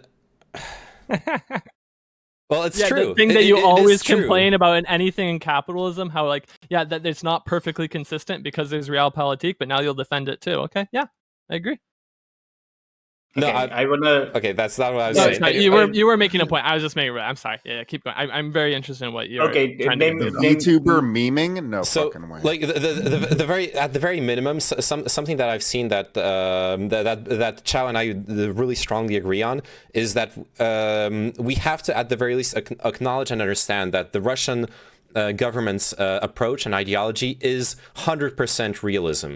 They have shown this time and time again, whether it's through their speeches or their actions, and it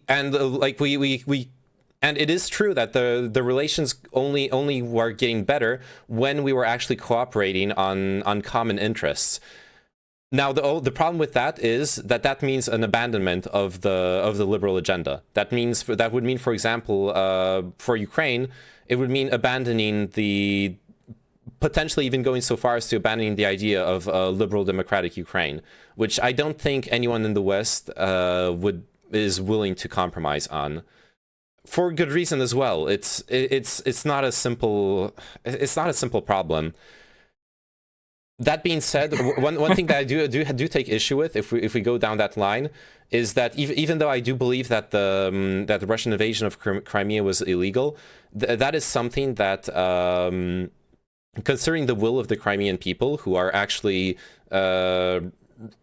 pretty damn pro-Russian, you could actually make a liberal democratic argument that that is something that we should be willing to compromise on. That for example, Crimea should be accepted to be given away to Russia. That would satisfy both a certain interpretation of liberal democracy and the realpolitik. I can grant you that there could be interesting conversations. We've talked about this, how, you know, the UN in general doesn't like breakaway states and stuff like that. There's a lot of interesting things that can happen here. There could be a lot of interesting discussions about, you know, what if local groups want different things than a central government and how to navigate that. The area you can't do that in is once you invade, annex something, and then take a referendum and try to say you're like valuing liberal democracy. Yeah, obviously, Russia is not a liberal democracy. The referendum was very, very, very likely to have been faked. I'm basing this on the stats I've seen before the invasion, where Crimea seemed to be very strongly in support of Russian sentiment in polls and referendums that weren't actually manipulated by the Russian government. But yes, like I said, the invasion was illegal. Like there's no going around that. Yeah, so I wanted to do two things. Like I want to ask like Captain A. Jones a question, and after that we're gonna go into what you guys think what was the most horrendous or the most weirdest take of this whole ordeal, because we have seen some weird ass people saying weird ass shit. So we gotta address that. And we don't have to call them out by name. We're not gonna harass them, but we're gonna just call out their take. So no name calling. So don't mention Hassan. Or Haz. Don't mention Haz either. Then. So the thing that I wanted to ask you, Captain A. Jones, like, what is this going to do with crypto? Because you are the trade expert. So I've seen some crypto bros yesterday. They thought that it was going to the moon and that kind of stuff. What's your take? Okay, so yeah, it's not going to the moon. So yeah, there's a large contingent of people out there. I believe they're crypto bros who believe that because of the sanctions now, Russians are going to be flooding into crypto to protect their money. And so that's not going to happen and the problem with crypto, and it's been the problem, and it seems to forever be the problem, is that the transaction time and cost and energy usage is way too fucking high. And like the amount of transactions you can do in crypto is like quite literally, it's like 1 to 10,000 in terms of like maybe a legitimate company like, you know, MasterCard or something like that, who can just, you know, use anyway. So it's just not realistic. So who is flooding into crypto right now are people thinking that there's going to be a lot of Russians flooding into crypto. So you are seeing a bit of a volume spike, but the volume spike that we are seeing is actually not anywhere near. I was looking at it. The volume is not going up that much. It's up, sure, on a 30-day average. But if this was some event where there was a ton of Russians flooding into crypto, we would be seeing crypto assets going up, and we would be seeing the volume to back that up. And we just don't see that. So that's not happening. Okay. Yeah. Thank you. I just wanted to get that one out of the way, to be honest. No, I love it. I just read an article about it. I thought it was like really silly, but that being said, like when it comes to like extremely bad takes or weird ass takes, let's first go to name. I think the best one I saw was during this panel in chat. I had someone come in, and this is the first time I saw this. They were explaining that they were saying that this wasn't an invasion. Because Ukraine having open borders with Russia means they were already part of Russia. This is my first time reading that. I was flabbergasted. I think that's the most stupid thing I've read in quite some time. Yeah, tomorrow I'm going to go to Mark Rutte, and we're gonna decide to invade like a northern part of Belgium because there are no border Yeah, controls the over borders there. are open, man. Like it's EU federalism you can finally just- achieved. There you go. yeah. You can just invade it, free real estate. So yeah, okay, nice, interesting. Let's go to Captain H. Jones. So, I'm sorry. Can you repeat the question? what was the most silliest or weirdest Uh, take? Yeah.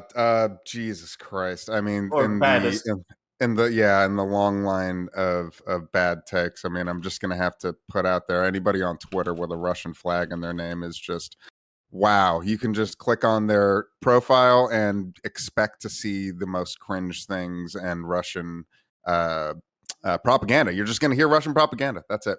So yeah. I mean, I'm not gonna call out Haas by name. But so I won't do that. But like, Yeah, let's not. it's pretty cringe. I heard Destiny might also have made some. I mean, shit. I heard that a fateful dude might also have made some cringe takes, but I have yet to see those. So unconfirmed reports of cringe takes. Okay, let's go to Chao.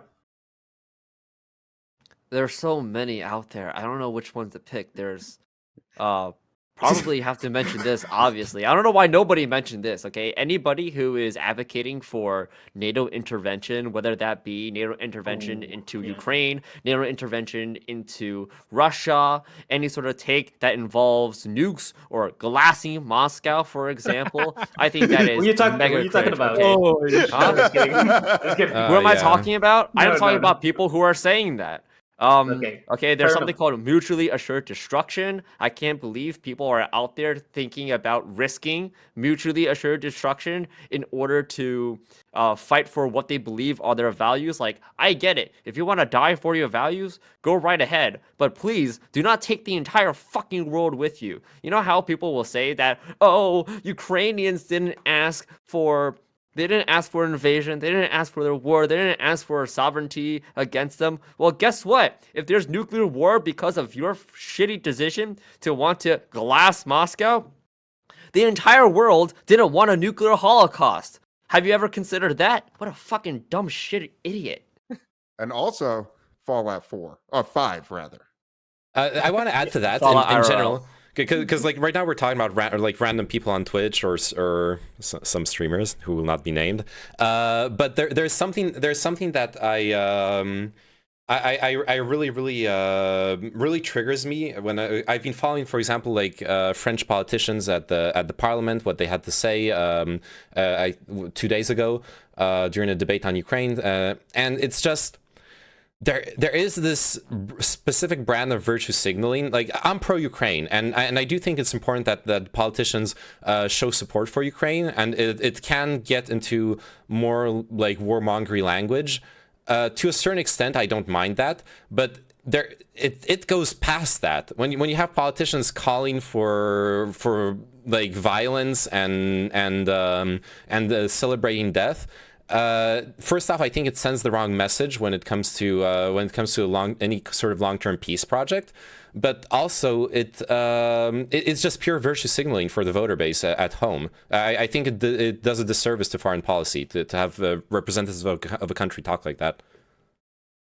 Okay, Yeah. and let's go to Elysium.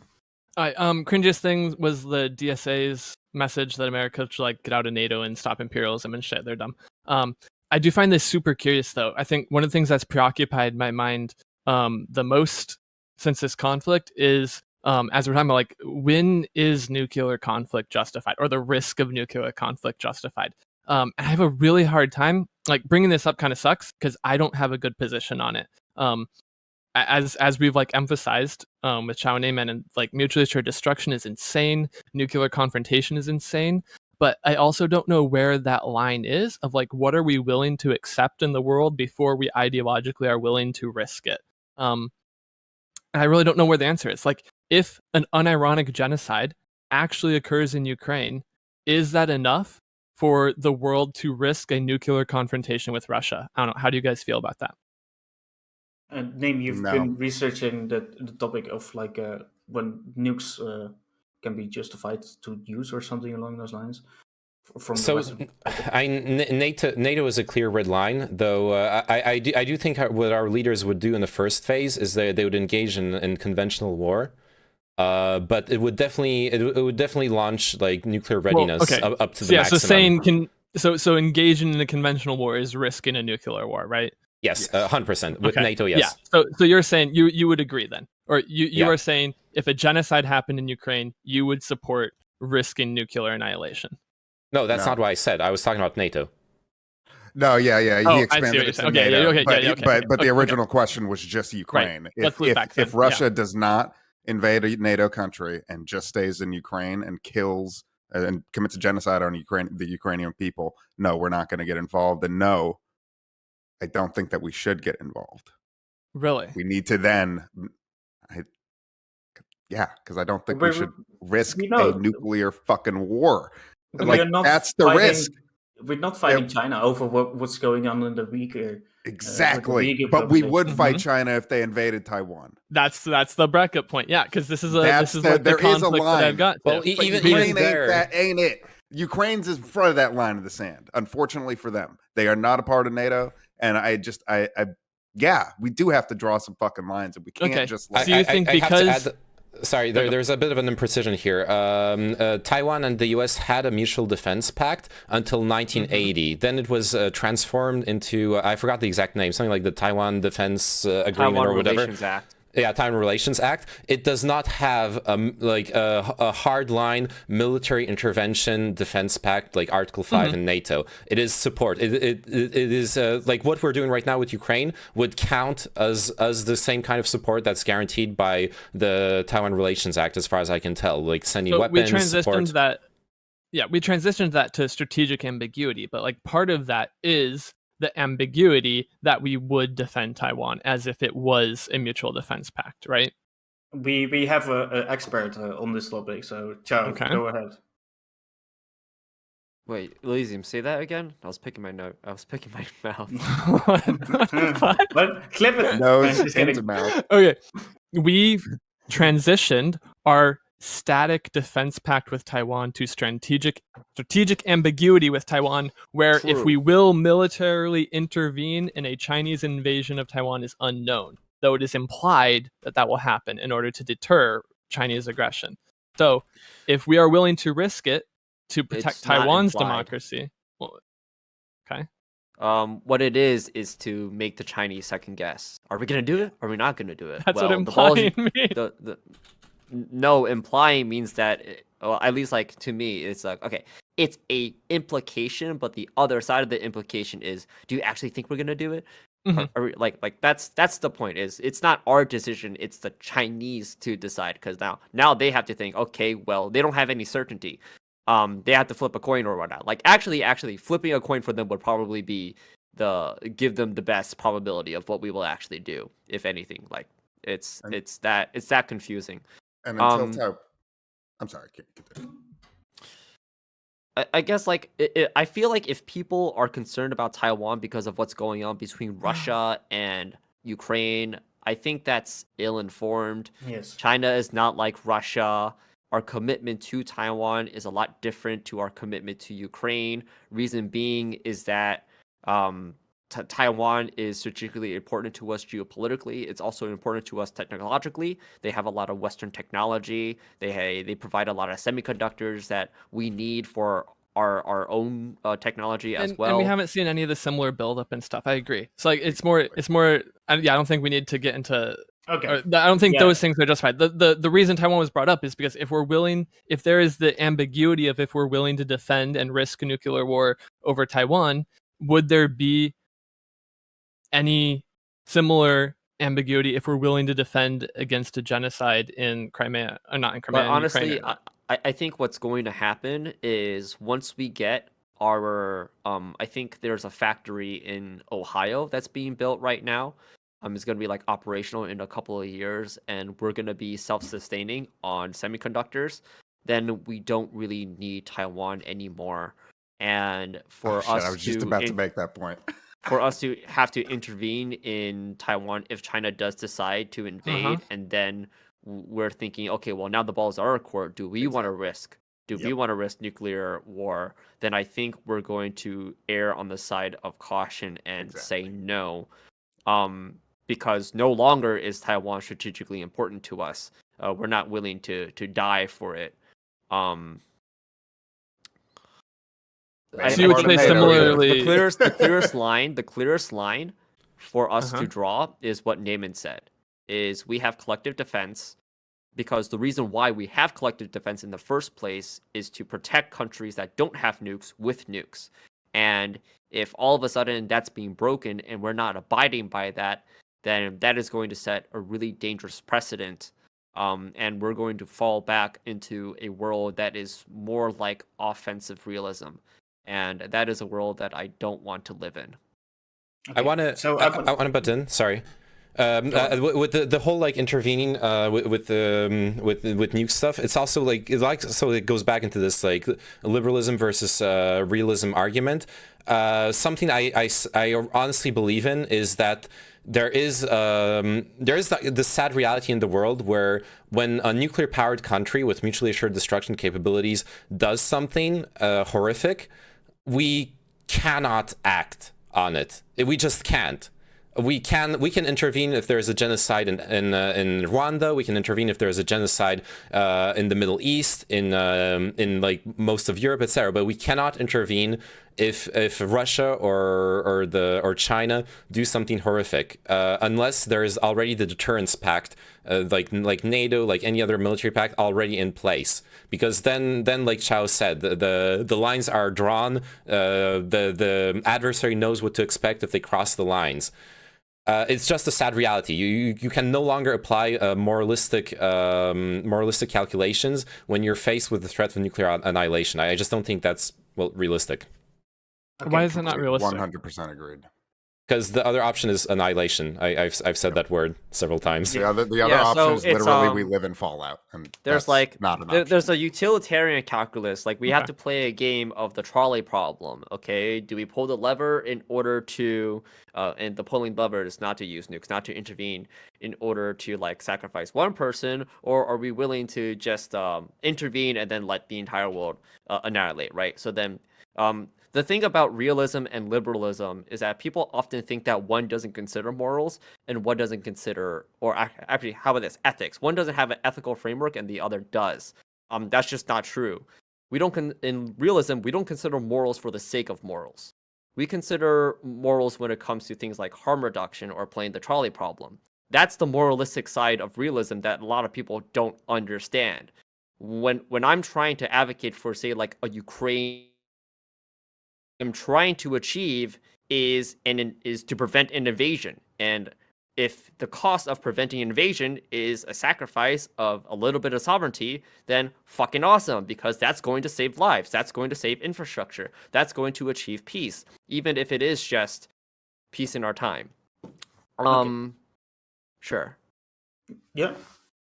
So I just want to say now I understand where this like weird motherfucker in your chat got his idea from, Dame, because he thought he was explaining Ukraine like how China looks at Taiwan.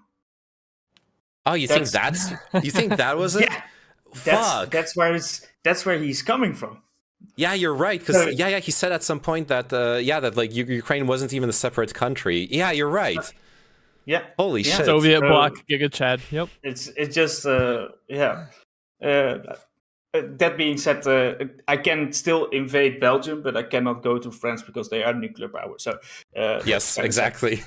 So we there's so much to cover, so we cannot cover all of it. To be fair, is there something that you guys still really want to press on this topic? Nope. I unfortunately have to go soon. So, yeah. So because I do have a shitload more to say. Like was Georgia or Rhineland, and then was Crimea our Sudetenland, and then is Ukraine our Poland, and then oh fuck, oh shit, oh god. I played Hearts of Iron 4. Okay, guys. So that's always like interesting when Americans going to talk like European politics. Don't just they You know what? straight Hearts of Fuck iron they you. straight up they straight up like not Chow, not you, but I know a couple of these political streamers, and it's just funny to see that they still think it's like just somewhat after World War II.